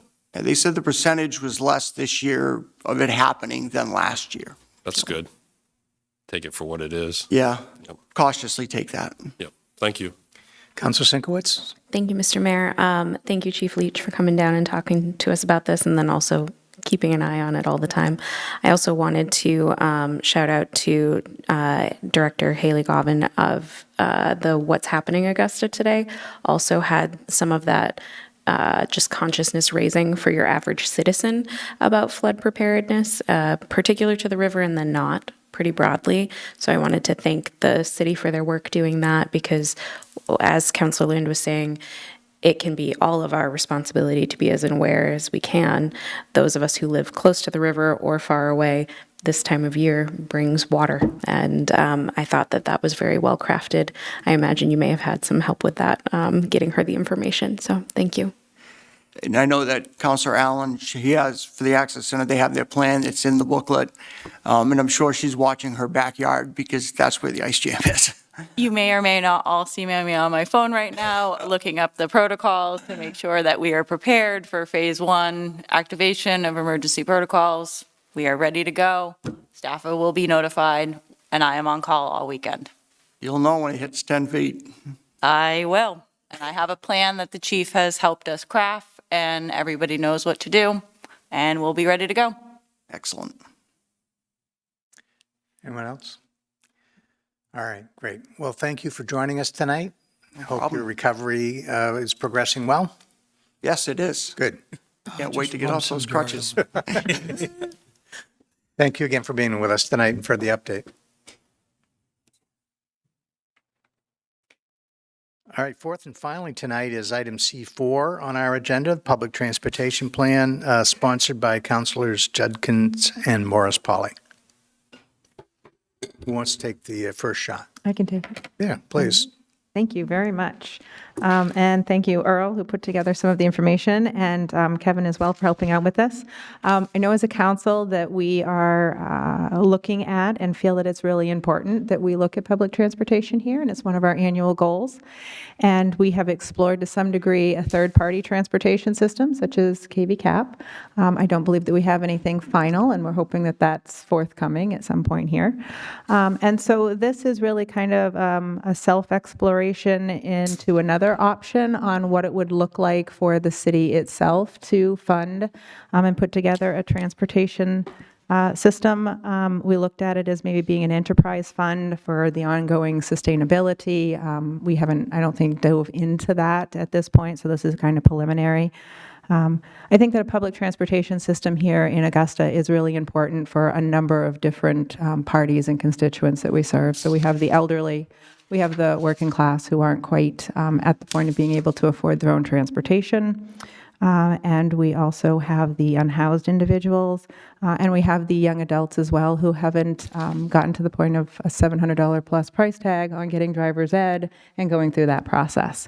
And so I think that it's really important to all of us here that we look at a mechanism in which our constituents can move around safely throughout the city and give them that possibility. So I don't know the specifics of everything that we have sitting in front of us. I'm hoping that Earl is here if we have any questions. Okay. And that, again, this is kind of a preliminary exploring of another option. And it looks like somebody from KV Cap is here as well, so that is great. And hopefully they have more information for us, and we can kind of get started on this process or progress. Thank you. Let me ask Councilor Judkins, any remarks that you want to? Yeah, certainly. I think a little bit of the premise of this is basically looking at a public need. This has been a perennial thing that comes before us. So when we do an enterprise fund, just like the dump, again, it wasn't really designed to make a profit. It was to satisfy a real public need. And, you know, if we broke even, that was wonderful. We've served the public good. Sometimes with Hatch Hill, especially where we serve a lot of other communities, we actually, money does come in. Civic Center, a little bit different. It's up and down. But again, the whole premise of the Civic Center was a public good in regards to economic development. It wasn't so much that the Civic Center would make a profit. It's that it would, again, presumably hope break even but that it would allow all of that development to flower around it. It would bring people in for shows and conventions and things of that nature, and they would rent rooms and eat at the restaurants and, gas up their vehicles and things like that. So it was a real economic driver. So the sense of this is we've explored this before, and companies have basically said, no, Augusta's not big enough, we can't make money. Any partner that we look at, and I'm assuming you folks as well, there's some element in that they need to make a profit. So this approach is going to take the need to make a profit off the table if we do it ourselves. Now, it's just like any other startup business, there's a big bite up front to gear up, get staff, get equipment, that type of nature. Once you have it, then it's running. And we can still charge a nominal fee to, for ridership that would help then maybe defray like some of the monthly costs and things of that nature. But at least by taking profit off the table, maybe this becomes doable. The numbers, especially if we go all brand new, this is a big bite, and we would have to have some robust conversations as to where do we get this money from. But there's grants and there's bonding and there's different things that we can look at to start this up. But at least we retain control. Because I think before we have had bus routes, and then people that were providing them did come to us and say, hey, this was originally working, it's not working so good now. We're not quite making enough, we need to up it or whatever. So then we lost some of the consistency. So I think that when we provide a service like that, it's got to be sustainable and it's got to be consistent. People can depend on it. So some of that control comes back to us. That's some of the thought process. I think that some of the discussions we've had is how can we address those things? I was hopeful that we were going to have also some information from our partner here, KB Cap, I believe, so that we could compare and contrast and kind of jump off from there. So maybe you all can share some more of that information as to what that would look like, so we can then make some decisions about that, or maybe find some way to meld the two or something. So anyways, I'll shut up now.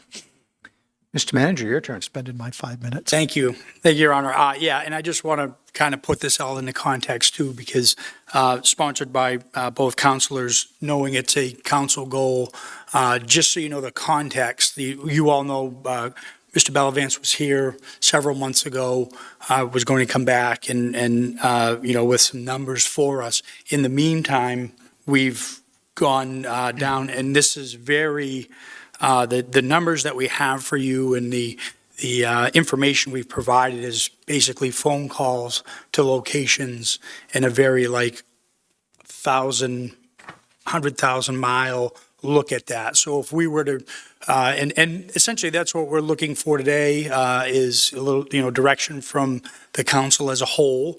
And one of the things before tonight's meeting was set, or I guess after tonight's meeting was set, we did get a hold of Mr. Bellavance, on his original timeline. It probably wouldn't have been coming in today with those numbers, but certainly probably had some information for us tonight. But that's to his defense. That's why he doesn't have any numbers, because this was originally going to be a discussion on the sponsorship of an enterprise fund and talking about that. But knowing he was available to come, we invited him to be part of this discussion, so you'd have that. So it'll be interesting to hear both of that. But I do want to say what Earl's going to present is simply a community services director making phone calls and an assistant city manager working with rental companies and doing research. If we were to have a direction on this to explore further, we would want to seek more professional, and get you more concrete, like you talk about what would the fares be, how would we support this? So certainly there would be more work done, which we're certainly prepared to do, but kind of looking at to see how everybody feels tonight with what we hear. So I look forward to hearing the information. Thank you. Thank you. Mr. Kingsbury. Well, thank you very much. Thank you. Good evening, councilors, Mr. Mayor, City Manager. I have with me here today, this is Kirk Bellavance from KV Cap. He's the Senior Transportation Director. Kirk and I have been working together, for quite some time now.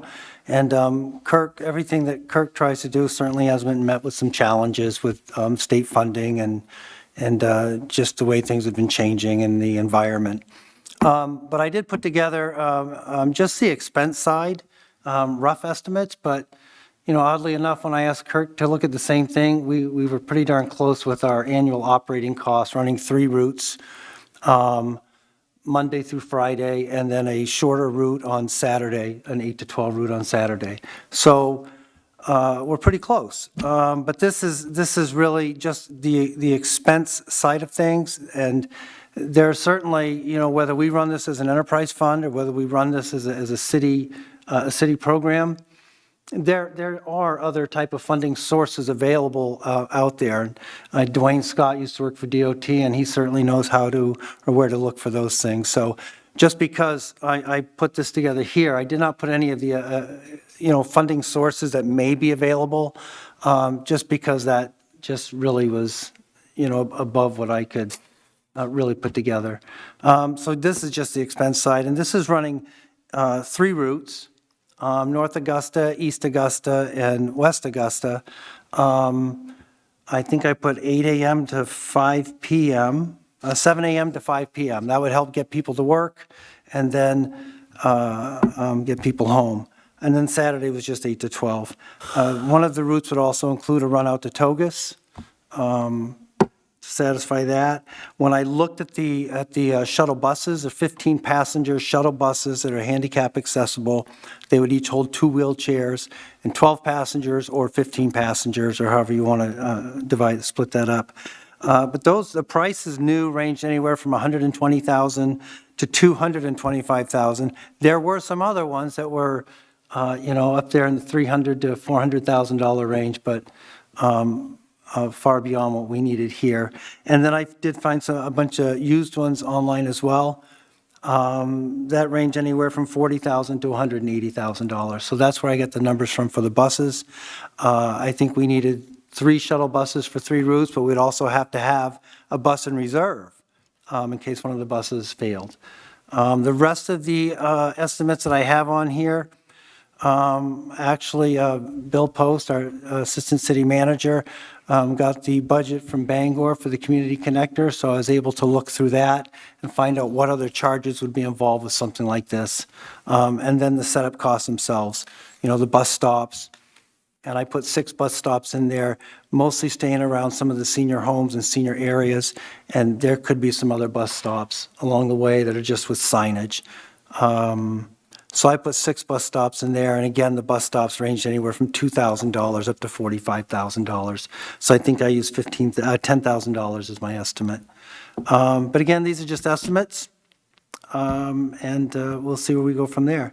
I did invite Kirk here to let us know where he is and where KV Cap stands right now. And I'll just pass it on to Kirk. Thank you. Nice to see you all again. Thanks for having me. I think when I was here in July last, I expected to have a plan for you at this point. And I've been communicating with Earl quite regularly, and I had a plan, and then things changed. And then I developed another plan, and things changed. So I have another plan, and I'm at that point where I need to present this to my leadership team and our board to get approval before I can come back to you. But the big delay that we're experiencing, and I talked about the last time I was here, was the concerns about the NET contract award to a private broker that is going to take over the entire state. And right now, KV Cap is a NET provider, non-emergency transportation provider with Penquist, who is the broker for Region 4 for Kennebec and Somerset County. And with that agreement, we are able to weave the funds that come from that very, I don't want to say lucrative, but very high revenue contract to support the public transit side of our business. So it helps us cover some of the admin costs that we just don't have the federal funding to cover. when I was here in July, I had some confidence that the appeal process that was happening through the courts was going to be in the favor of our current broker, but we're not seeing that play out that way. So Waldo was another broker that was also impacted by this award. They lost their final appeal at the law court, so that award was upheld to Motive Care. Penquist, their appeal was heard at the law court about 2 days before Waldo's decision was announced. Waldo went back in November to plead their case. So I don't know when Penquist is going to get their decision. And that's part of the holdup, because the impact could be so great for KV Cap. I need to make sure that we can continue to provide the service that we're going to commit to providing to you. In discussing with Earl earlier this evening and looking at his proposal, I had come up with one proposal, and it was just Monday through Friday, and he explained his, and I ran some numbers while I was sitting over there, and we did come up around the same place. I think with Earl's proposal, you're looking at trying to cover a majority of that cost on your own and trying to seek grant funding. If KV Cap can do this service for you, the FTA can cover 50% of that fund. So that cost can be covered. We can work with business partners and others in the community to come up with the local dollars, the other 50%. So the burden isn't entirely on the city. And KV Cap could help with some of that match funding when we get there. As far as some of the infrastructure that Earl was talking about, shelters, benches, signs, marketing, we can also apply for funding for that as well through the FTA. So I'm confident that we can do this. I think my question for the council tonight is, I know you're getting ready to start your budget season, so what is the drop dead date that you would need a proposal by me for if we wanted to start this up in, say, midsummer, early summer? Yeah, so I'm putting the manager's budget together, the timeline. The council will have my proposal or manager's budget on the last week of March. So they will have that in hands, and then we start their budget deliberations that last about a month, the whole month of April, where they go through. So we would want something certainly before the end of that, middle of that, so we could have an idea with everything we have on our plate and how that's incorporated. Now, the other part to this, keep in mind, we've looked at is TIF funding, right, to help with some of that. So we may, depending on what that number is, try to lessen the impact on the general fund. But to your point, yesterday, if we could have that number. I'll see if I can meet with the board real quick. All right. And I agree, and I understand your point earlier, Councilor Jenkins, about us KV Cap not coming forward to express the concerns. And I apologize for that. I was not in the role I was in that I'm in now at that time. There were some others here. But I think the biggest piece that the agency struggled with in the past was the minimal match that we received from the city for the amount of service we were providing. And it put a lot of burden on the agency to find those dollars, those local dollars on their own. Maine General assisted us for many years, but because of their financial difficulties, they had to stop that funding as well. So our demand response service in the city has been doing well. We've limited on marketing that and really promoting that because, again, we don't know how long we're going to be here. We're still struggling with driver shortages. So I think when I was here, I had 10 driver positions open. I still have 10 driver positions open. I gain and I get close to that line and then I fall backwards. So we're still working on promoting that. But at this time, knowing what could be coming, we're a little leery to hire to make sure that we can retain our staff that we currently have. We are preparing right now to do a needs assessment across, just a basic survey across both counties, just to try to get some data around what the transportation need is. We know it's very vast and very large, but we don't know where people are, where they need to go, how frequently, what time of day, to really develop this service to be efficient. that's the information I need. I can tell you the one thing I heard from this service in the past was the headways, a bus every hour was not user-friendly. It didn't encourage people to ride the service, and in some places, if you hit that bus during their lunch break, you were stuck at that location for 2 hours. So the service that I am looking to design will have a bus every 30 minutes on each route, so we'll have that consistent. And then as riders, we'll probably start with a smaller vehicle, 8-passenger transit vans that carry a wheelchair, but as the volume increases, we can move to 12-passenger buses that we have on hand, and then if we start maxing out the capacity on those, we can start looking for larger vehicles, or we can shift the time frame and add another driver and another vehicle. My goal is to, my personal goal is to rebuild the transit system in Kennebec and Somerset County.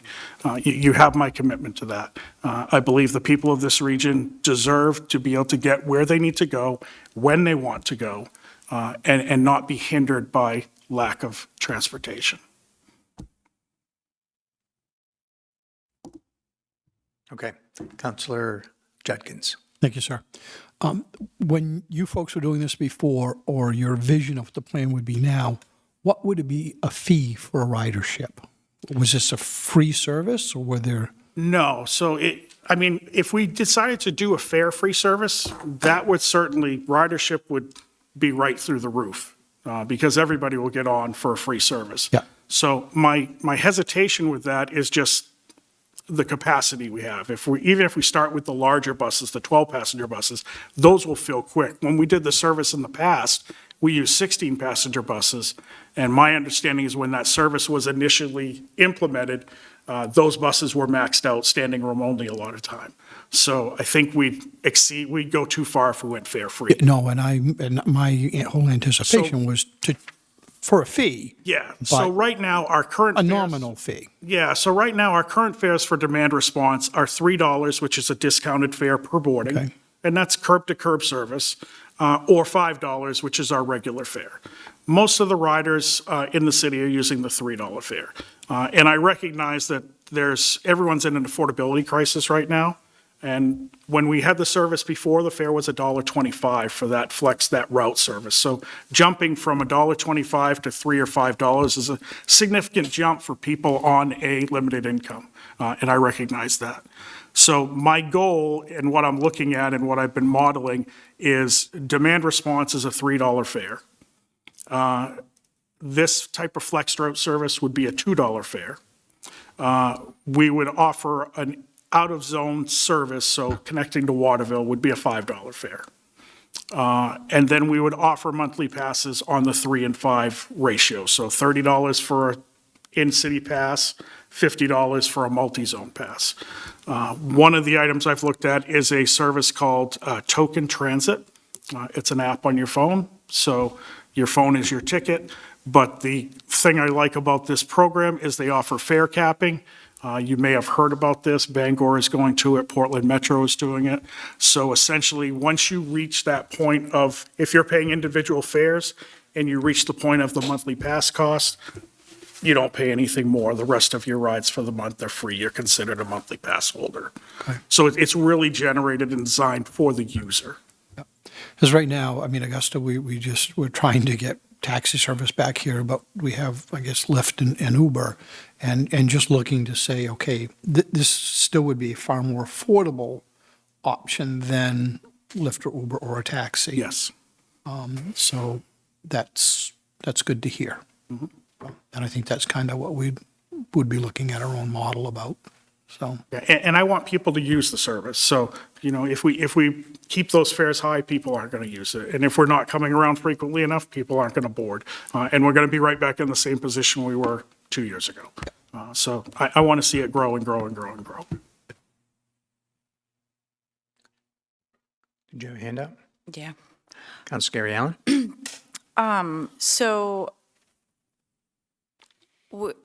I'm really interested in this proposal before us, with all due respect to KB Cap. I think that I'm prepared to have a conversation about bringing this internally so that we have the oversight and control over ensuring that it sustains itself for many, many years to come. And I'm open to reading your proposal, but I also feel like we've been waiting for a long time, and I get all the things that are happening out in the world, and I get all of that, but I don't know that I can wait any longer, and I'm a little concerned about the stability of KV Cap moving forward versus the stability of the city of Augusta. We're going to be here regardless, and I'm prepared to have a conversation about what it means, and this is a brilliant idea. Thank you to both of our counselors for thinking this up. All the brilliance goes to Counselor Morris Pauley. I was just giving you the opportunity to say that. I was riding a coattail. I knew you were going to say that. So, Councilor Michu? I will be anxious to listen to your proposal because, looking at these startup costs, I don't see wages, benefits, or insurance on there, or is... Oh, not startup costs, no. That's annual operating Did I- costs.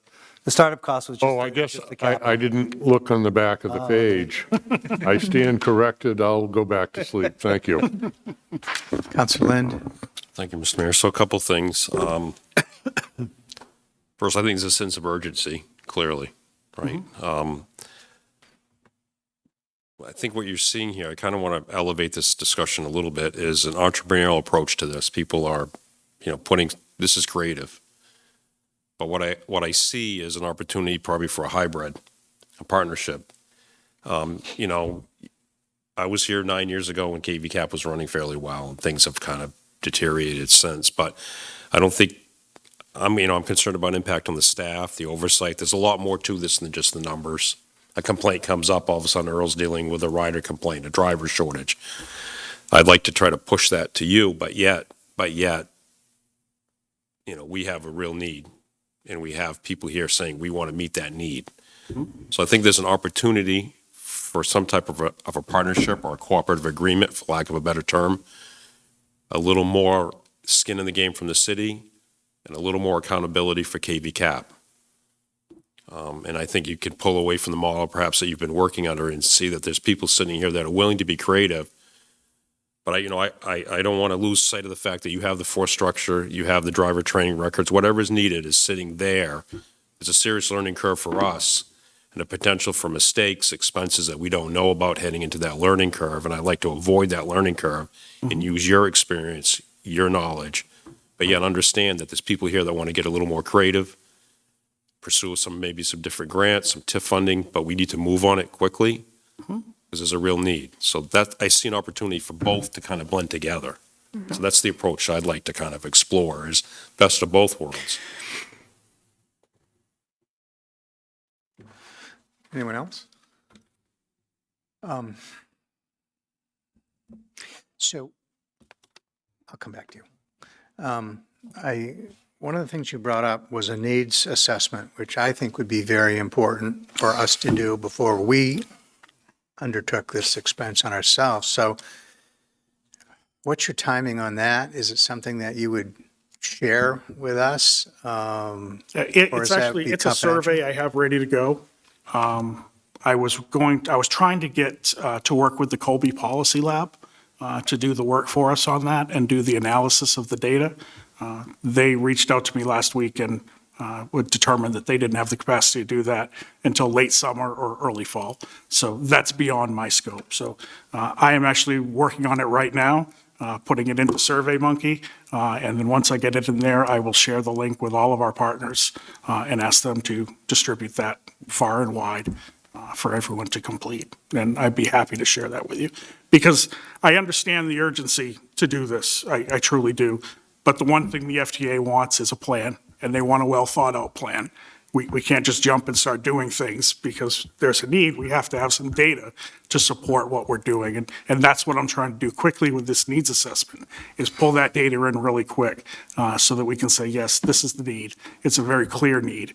And then we can run an assessment again in a few months and see that some of that needs being met and justify our expenses. Yeah, to me, I think we'd need to have that same kind of data if we're talking about investing this kind of money on our own. No, I'll definitely share that with you.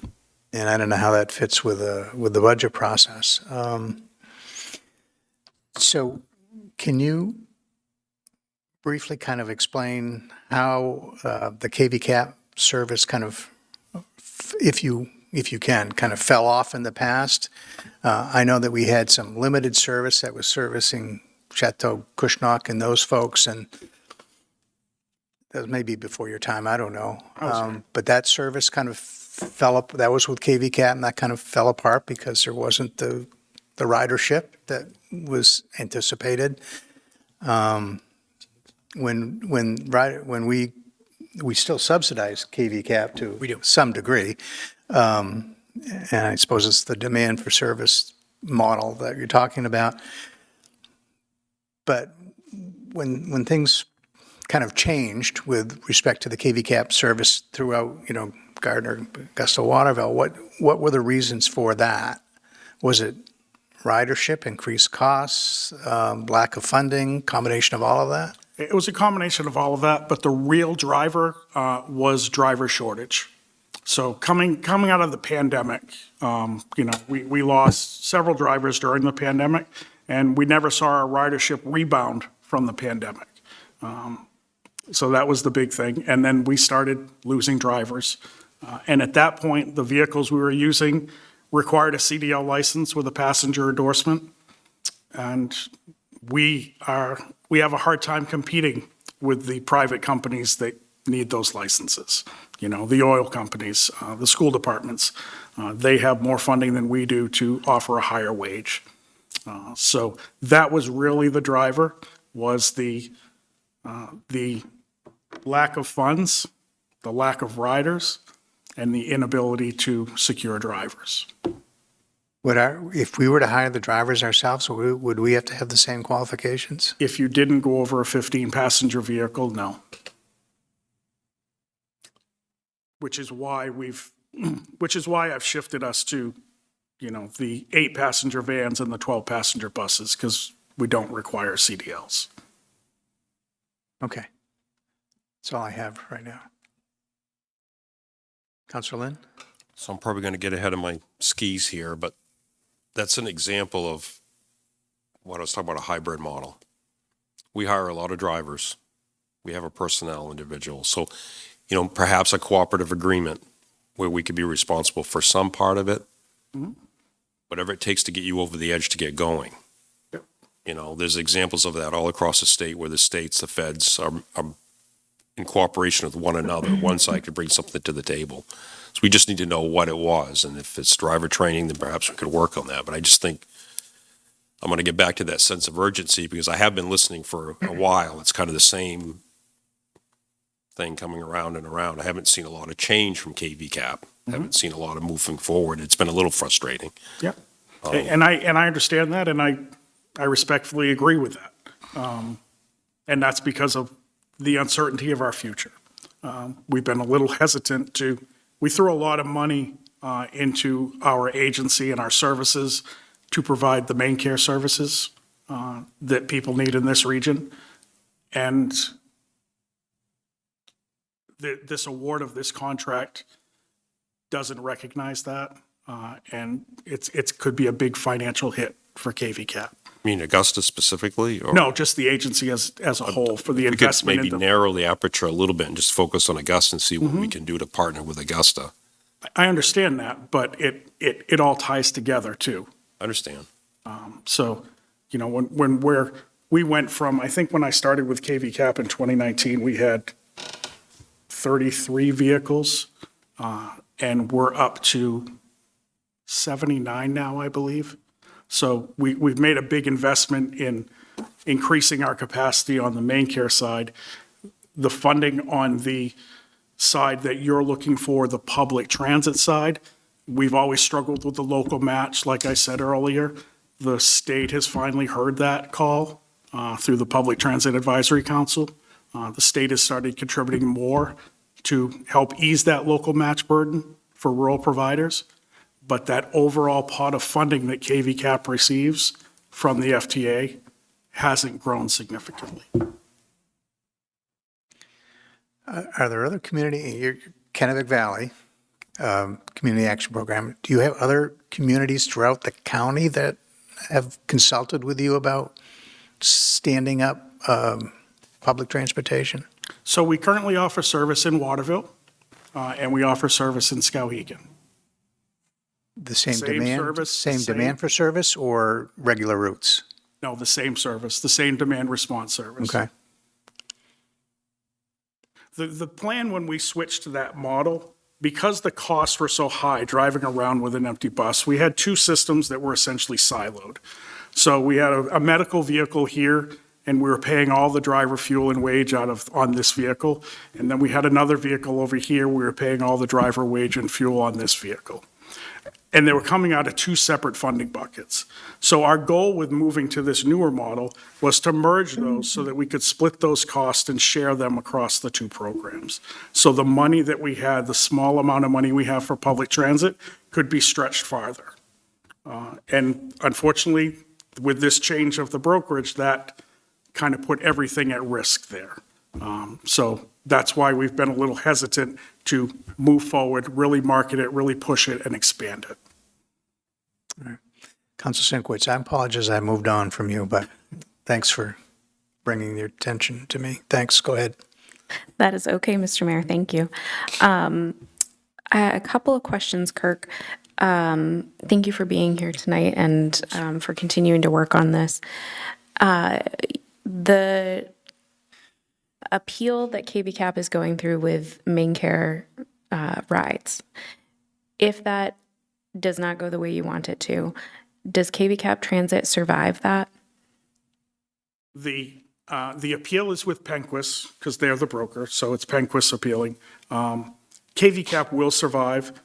KV Cap will work with the new broker, but we won't work with the new broker in the capacity that we work now.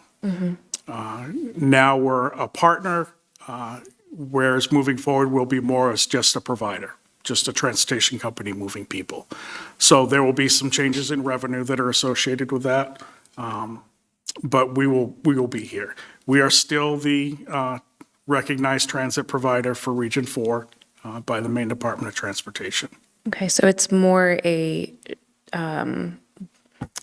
it's a budget loss and survivable, but not ideal in any way. Okay.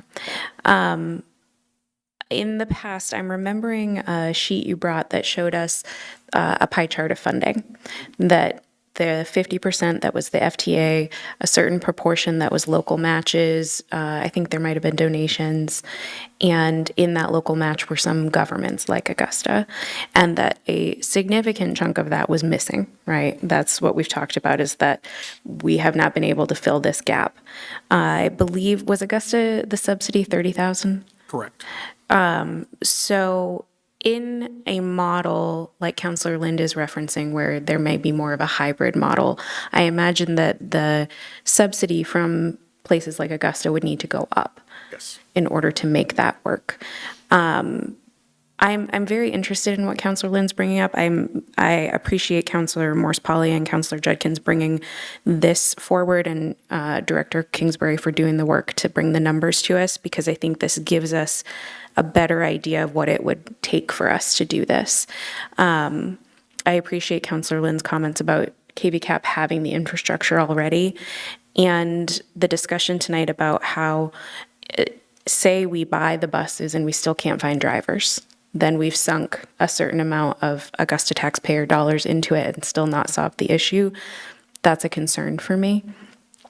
I am interested in thinking creatively about coalitions of governments. I know this is probably outside of the scope of KVCOG, but things like that come to mind, where because we are rural micro cities, right? We have these dense populations here, and then it just drops off. We may not be able to do it on our own, but if we were able to get into a regional agreement in some way, shape, or form, that we may be able to make this happen. And I'm not sure if an entity already exists that we can work within, or if that would need to be created. So something like KVCOG, or an entity like that that brings together governments to work together. I would be interested in figuring out a way to move forward with that. I just did some very rough math on these numbers. And in order to break even with a $3 charge, we'd need 514 rides a day. That seems high. And I'm hoping there, would be grants and things like that to cover it. But, doing that rough math tells me that I'm not sure we can go down this path yet, but that I'm seeing these as kind of two opposing ends of a spectrum. Doing what we've done with KV Cap with just a $30,000 subsidy, jumping in ourselves and knowing it's highly unlikely that we'll break even. And that math was on the annual operating costs. That included none of the startup fees. But there seems to be a very broad range in between where cities like Augusta may have to put more money forward, but perhaps we could actually make a dent in creating these fixed routes again. In your model, Kirk, that money would be a subsidy. The city would not receive, so in this model, the fees would come back to the city, right? We would recoup some cost. In your model, we would be subsidizing. KV Cap would receive the fees, and should ridership go up, that would go into, like, beyond the costs. That would go into something like maintenance or things like that. Like, cities would be taking on the risk that we're just subsidizing this and that money is going there. Is that correct? So the fare box recovery, the fare box money that we raise, that is deducted right off the operating cost for the service. So that's deducted off, and that's, after that point, that's when the formula split occurs of 50-50. So Okay. 50% feds, 50% local, Okay, after the fares. after the fares. Okay. And the fares then cover what? The operating, The operating. yes. Okay. So trying to wrap my head around the different, thinking about it as risk, right? Which maybe is the wrong way to think about it. Maybe investment is a better word. We currently are investing $30,000 a year, and it's not quite meeting the need. It's not making it happen. In this model, we would be investing somewhere between $575,000 up to $1 million, with the hope that that would be recouped in fares. But we don't know at this point in time if that would happen. My inclination at this point is to learn more from the needs assessment to see what kind of ridership is out there, and to better understand what amount of money we need to be looking at investing in order to get the ridership that we want, the consistent public transportation that we want. The difference between $30,000 and either $500,000 or $1 million is quite large. And I think we need to narrow it down a little bit there and understand if there is something in between that we can do that would actually work. Thank you. If I could, I'd just like to add, the numbers that I have, that would be the cost. That's before any funding or any like federal or state funding that we would most likely be eligible for. I if we ran it forgot to ask ourselves. that, Earl. Would we be eligible for like FTA? I'm not too sure what type of grants or federal funding we would be available. Okay. I mean, I would work with probably Dwayne Scott is where I would start. Okay. But he's familiar with all of that. Okay, thank you. Councilor Jenkins? Thank you, sir. So a couple of things. I don't think that we're absent any infrastructure on this. I mean, we have a public works department. We have truck mechanics. We have drivers. We have folks that are familiar with, this type of equipment. And it might be a cross-departmental collaboration or something. I'm not quite sure. Or maybe it doesn't necessarily have to be under Parks and Rec, that this could wind up under Public Works. And that's where because part of this factors in having a transportation director. I don't know if we need a director, but a manager of some nature. So that, we got to look at that. And also, I kind of envision our east side, west side route could travel all the way down to Gardner, through Hollowell and Farmingdale, down to Gardner. Those are not big communities, but they might take advantage of people flowing between these communities and then, and then maybe back up the east side or simply just straight back up the west side. But maybe there's an opportunity to reach out to those communities and say, here's what our plan is. Would you have some interest in folks from Augusta coming down to Hollowell to have lunch and maybe a few drinks at your tavern and not having to worry about driving back home? They could take the bus back to Augusta type thing. So I think that if we could expand it in that way, that 500 a day ridership doesn't seem impossible to me at all. I'm thinking about lots of senior citizens that, could do away with a vehicle. It's like, we could live here without this now and not have to pay insurance and gas and things like that, especially where their budgets are tight, but be comfortable that they could get a ride to the hospital or a ride to Hannaford or Shaw's to pick up their groceries or do those types of things. And I think that once it was here, initially it's a big bite. Granted, any startup business is. If you haven't done it, I have many. It's a big bite up front, and it takes a little bit of courage. So it doesn't scare me. I think that ultimately that when people get familiar with it and it becomes like, okay, this is dependable, that you'll see a big change. That'll probably take a year or two. But bear in mind, it's not, again, about making profit or even breaking even. I mean, there are years that we subsidize a civic center by $200,000, $300,000, $400,000. There are years it makes us some money and pays us back. It keeps going back and forth. That's what an enterprise fund is. It's about public good. And we know that this has been asked of us on a yearly basis now for at least as long as I've been here, but I'm thinking longer than that. So just a few thoughts. Thank you. Councilor Lilly? Thank you. I have two things.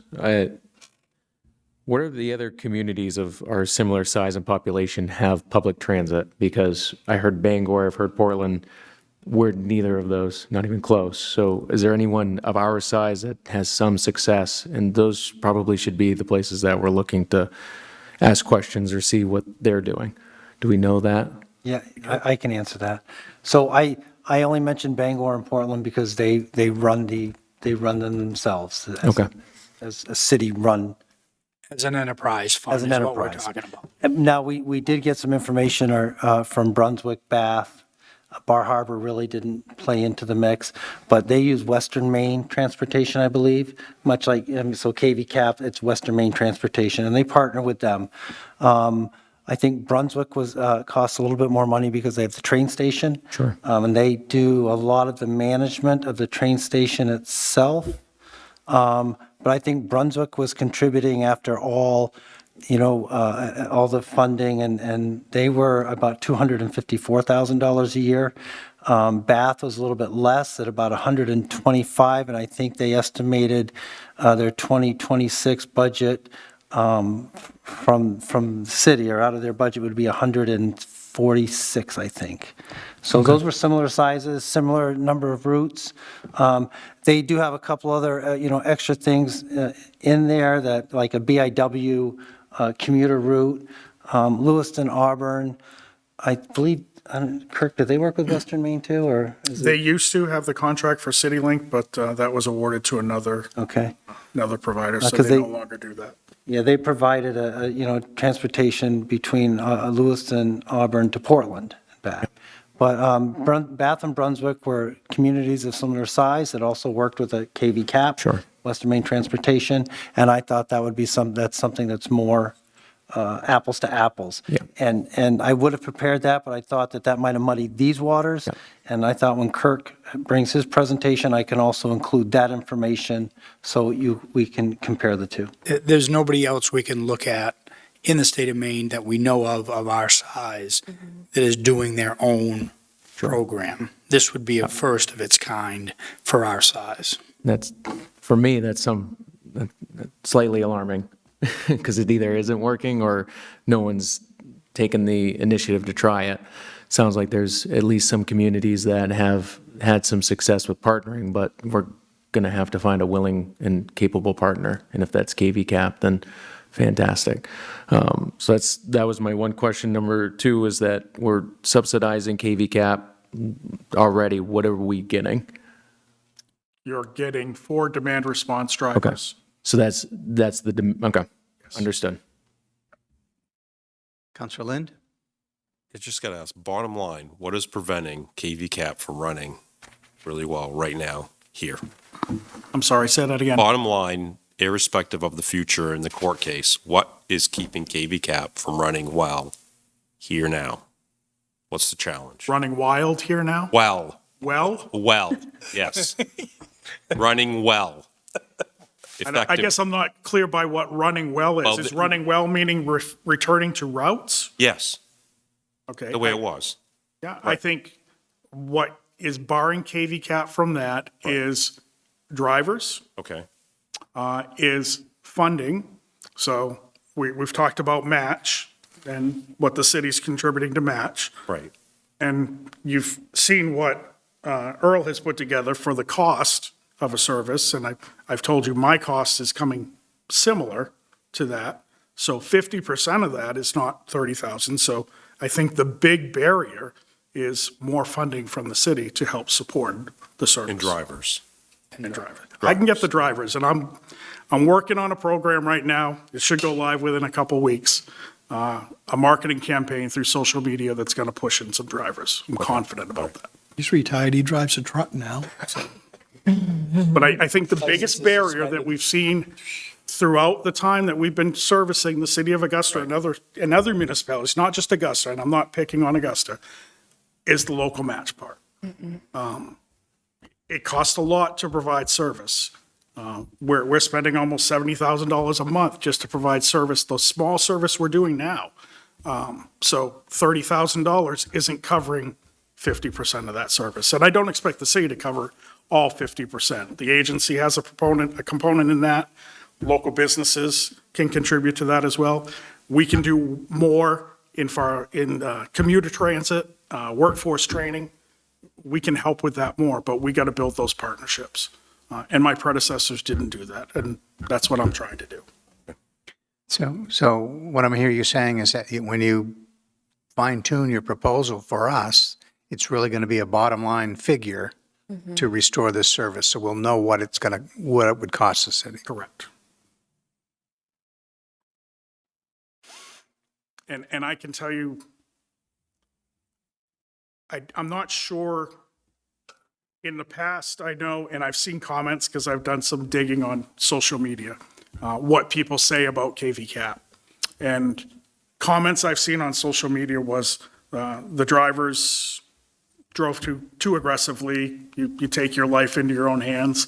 And I think there were some policies in place that may have caused that to happen. We offer a flex service, but we didn't limit how often we deviate from that service, meaning go off route to pick someone up. So a driver may have 5 deviations in a route. Now they're running really behind their stress. They're going to drive faster because they know there's people waiting downtown to transfer to another bus, and they need to get them there in time so they don't miss the bus. So I think there were some factors that KV Cap didn't address that caused that service to see the decline and to get the reputation that it got. I am committed to not getting that reputation. When I joined KV Cap, I was in charge of the fleet. I think you can all remember our maroon and white vehicles driving around, very dirty. And I think if you look at our fleet now, it's night and day. When I joined, we used all external providers to do our services. A-Car serviced our vehicles in Augusta. Cost us a lot of money. Since I've come on board, we now have a maintenance facility in Waterville. We have 2 mechanics that service all of our equipment. So I'm committed to getting us there, but I can't do it too quickly. Councilor Judkins. So I think it would be important, there's urgency still to get the numbers so that we can compare and contrast. Obviously, with either one program or the other, a hybrid, there's a lot of questions, a lot of research that needs to be done. So it feels like this is probably too ambitious to expect we would have this up and running maybe this year. I'm not sure. I think it's more realistic to say, let's dig in, let's get all of the stuff we need, and if we can come to some real decision points by this midsummer, early fall, put all the stuff together for next budget and maybe have some kind of goal to have this running late this year or early next. I think that's a more reasonable time frame, so it doesn't push us all into making mistakes. So, and there's legitimate concerns we're expressing, as you said, to invest that much taxpayer money and it doesn't work. So the needs assessment, really got to have that. There's no matter which way this goes, that's important. So, and that's going to take time. It's not going to happen overnight. No. And so, we are where we are with the budget season. We can't like sit back and stop. So I think we need to take a little pressure off from it. Like God said, we want to have it so we can get everything in this year's budget, and then we're going to move right on it, start writing checks. That's unrealistic. So. Councilor Michoud? There's nothing to say that he comes in with a proposal in June and it's really lucrative and we like it. There's nothing to say we can't amend a budget. Is that correct? Or if there's not a line item, there's nothing we can do about it? There's flexibility that we could look at, again, like I said, the TIF funding, because remember, this is tied to economic development too. So, for that side of the house, there is alternative funding from general fund. $1 million, I'm not thinking there's that, but we're talking in a $500,000 range and below, we can start to look at multiple sources on our side too. So I think, the big thing I wanted today was, I know transportation's a council goal, so we're committed staff-wise to working on that every single day. And I wanted to really take everybody's temperature as to where we're at. So I think, excuse me, we'll continue down the road of in-house looking for that alternative funding as well, for when either opportunity comes, into play, if you will. And to your point, for the in-house enterprise fund, for lack of a better term, type of response to that, looking for if there's ways, if we have internal capacity already where, as you said, maybe, Parks and Rec has drivers at certain times or whatever that is. But the big thing is, if we were going to go all in with, this is a new enterprise fund, we look at that like it's, Hatch Hill, Civic Center, all of that, we would want that concrete, solid consultant we would have to engage to actually set that up so there aren't pitfalls down the road that we didn't think of, that we go into this eyes wide open of this is what you can expect. And they've set these up in other places in the country and in the state before. So that would be my recommendation as to going down that road. But I think there's things we can continue to do and continue to stay engaged with Kirk and quite, honestly, stay on it, right? Like, this is a council goal. So next month we check in with Kirk to see where we're at. And the whole idea of, a hybrid model of what else can we do, to kind of help with that. So everything's on the table as far as I'm concerned. But, really looking, if there's something specific you want us to be doing, taking out of the meeting, please direct us and we can do that as well. But that's what I'm kind of gathering from all this, that we're not just going to, wait, let's wait to hear from Kirk. No, there's other things we can be doing too, so. Councilor Sinkowitz? Thank you, Mr. Mayor. On that vein, City Manager, are there ways that we can assist with the needs assessment? Is there ways we can assist with that? She's I asking. mean, once I get it posted, Communication, marketing. just we help. communication, get it out. What about interpreting results? Is that something you have capacity for? I think I can do that within the software that we'll be utilizing. Okay. To perform the survey. Other avenues for the city to help move this along? Because something that it seems from this seat is that we talk about it and then we bring the pressure up for a little while and then we don't talk about it for a while. And this is not the only thing you're doing. Transportation in KVCAP is not just public transportation in Augusta. So I understand that you have a few other things on your plate too. What are there places that the city can assist in making this happen more quickly?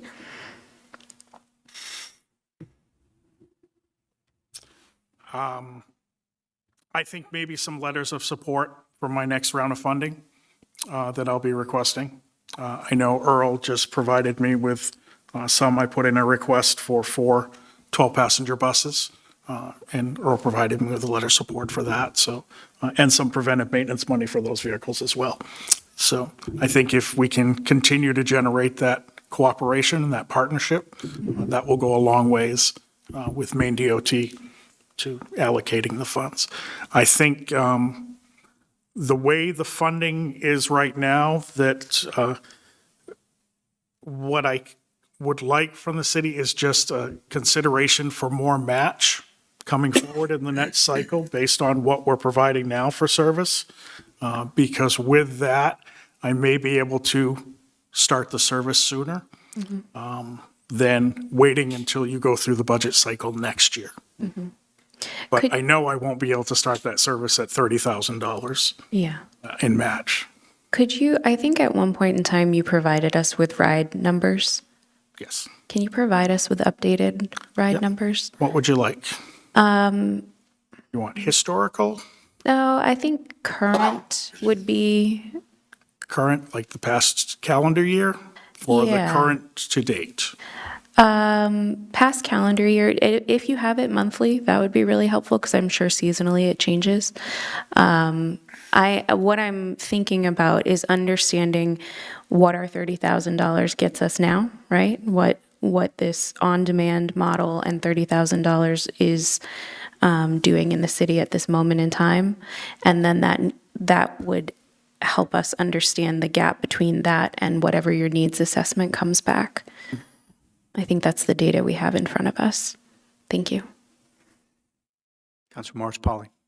Yes, thank you very much for entertaining all of this conversation.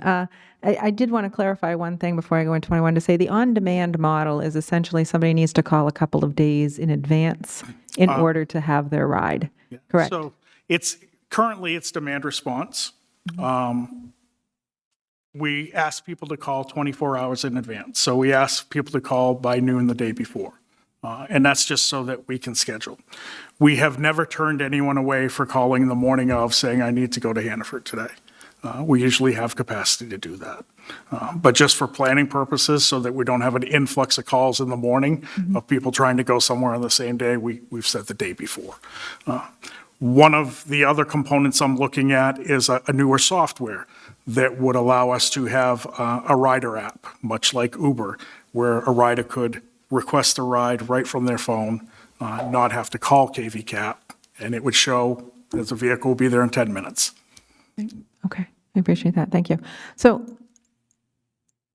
I'm thinking that it might be beneficial that as we do this in a simultaneous fashion, that we continue to have KVCAP collect the data that they need, but also look at what funding sources there are for Augusta. Maybe we don't need to jump in all feet, 3 different routes, 6 buses, 7 drivers. Maybe it can start in a slow process. I think there's concerns on both sides. There's definitely concerns for me about finances and is this going to work? So jumping in kind of slowly. But there's also concerns, with all due respect, with KVCAP. I think that they at times even struggle on their main care side and working with the population. There are times that individuals are stranded, and that gives a bad name to KVCAP. People do not want to be stranded at 5 o'clock at night with no way home. So I have concerns about that and sustainability. Even if we do have KVCAP as giving the rides, will people use it because they are worried about being stranded? I think that's a hurdle that has to be looked at. And so, there's certainly concerns on both sides, but I think there's strengths on both sides as well. There's individuals who've already done these and have experience, and then there's also the city who does have resources already in place as well. So I prefer if we could kind of go down both avenues and see what each one would do standing alone and see what each one could do to complement each other, but certainly not jumping in with 2 feet. But I do worry about the time frame of this. This is something that we have, at least since I've been on council, has been spoken about. And it is a goal, and it is something that we continue to kind of almost circle the drain a little bit with. And so I don't know if there's the option to put a line in the budget that is there for transportation without, having it all outlined. I don't know if that is an option or not, but something that we can pull from if we do put something together that it would be available. It can be approved Yeah, at that. you can do that. Yep. So I'd like to, that would be my suggestion anyway, or my recommendation. Councilor Jenkins. Mr. City Manager, would you be willing to reach out to your counterparts and say Hollowell, Gardner, in Farmingdale perhaps? I don't know about Randolph or whatever, but on the other side of the river, but just to put a trial balloon out there. This is what we're thinking about. We're in a planning stage. Would they be interested in a bus route that would extend down and service those communities as well? I certainly will. I know Earl and Kirk talked about that on their end as well, looking at connectivity, and I think Waterville was part of that too. So, but yes, I will reach out to all of them. Yeah, I mean, that's just from Augusta down Yep. to Gardner. That's just a 7 mile. Waterville, you just want to go south. Well, I mean, that's short, 7 miles. Yep. And those folks, like I said, the people in Augusta use a lot of the restaurants and stuff, and down in those two places, and vice versa. Those folks come up for, Main General and state jobs and things like that. So I think there's a little more back and forth between these three communities than there is maybe Waterville. I mean, Waterville would be nice, but that seems like maybe a future jump. Councilor Morris Polly. Thank you. I just wanted to add one more thing to connectivity. Colby, I know, does a lot of transportation, and I wonder if there's a chance to connect with Colby, because I do think that individuals going to Colby would benefit from wanting to come to Augusta to shop, and they do have their own transportation, so maybe they can connect as well if that's something they're interested in. Yep. Councilor Gary Allen. While we're dreaming big, Lewiston just started a bus route from Lewiston to Portland. So if we were able to connect Augusta to Lewiston, we'd get Augusta to Lewiston to Portland, and there could be a whole big loop right there. My friend's taking the bus every day from Lewiston to Portland and back for work. Like it. I want to hire her, but she can't get to Augusta. She Councilor doesn't Lynn. drive. So there's the opportunity that I was saying about a hybrid model. All these communities have a need. I think it's an opportunity for you. Oh, I know it And is. politically He knows too. that. Politically, I mean, there's all those state reps all along that way. You all are not talking about anything that I am I'm currently sure working you've on. thought of that, right? Right. And I and don't know, there has is a big Waterville, one. has Waterville been in that discussion at all too? Waterville just joined that discussion about 3 months ago. So if you took Waterville, Gardner, Hollowell, Farmingdale, Randolph, all of that political pressure saying we need this in the Kennebec Valley and we need it now and we need to get going on it. That's what KVCAP is and has been. So I just see opportunity. But I agree. So I think the city manager in his remarks a few moments ago kind of assured us that he'd be working, and staff recognized it as a council goal, would be working on these parallel paths, working with KVCAP and gathering our own information as well. Is that fair? It is, and I just want to be clear, the things that we can do at our expertise level, we'll do, with the research and reaching out and come back with more information. And if we do get to the point where we want to go further into an enterprise fund, I just want to reiterate, I would want an expert that we don't have to provide us with that guidance. But I don't think we're there yet, so we have a lot of information we can come back on our own with that I've written down tonight. Councilor Jenkins? If we solve homelessness and transportation here within the next few months or so, can we have the rest of the year off? Yes. It's up to the mayor. We still got to solve rising taxes. Anything else on this topic? Thank you very much, Earl, Thank for you your for work. having me. Thank you, Mr. Balalance, for being with Appreciate us it. on probably short notice. I look Thank forward you. to hearing from you again. Anything for the good of the order? Counselor Lynn? It's a flyer in your packet for the it's a public meeting, March 23rd, to talk about the active transportation plan. Favor I have asked all of you is use the QR code. Little survey about sidewalks and walking and moving around the city that the DOT is using, so hopefully that will give them some feedback. Counselor Gary Allen? I just wanted to apologize for my phone ringing. I have a setting on my phone that if my son calls twice in a row, that it breaks my silence. You will be very excited to know that he would like some dinner. Excellent. So sorry about that. Anything else? I'm good, thank you. All right, thank you all very much. Good meeting tonight.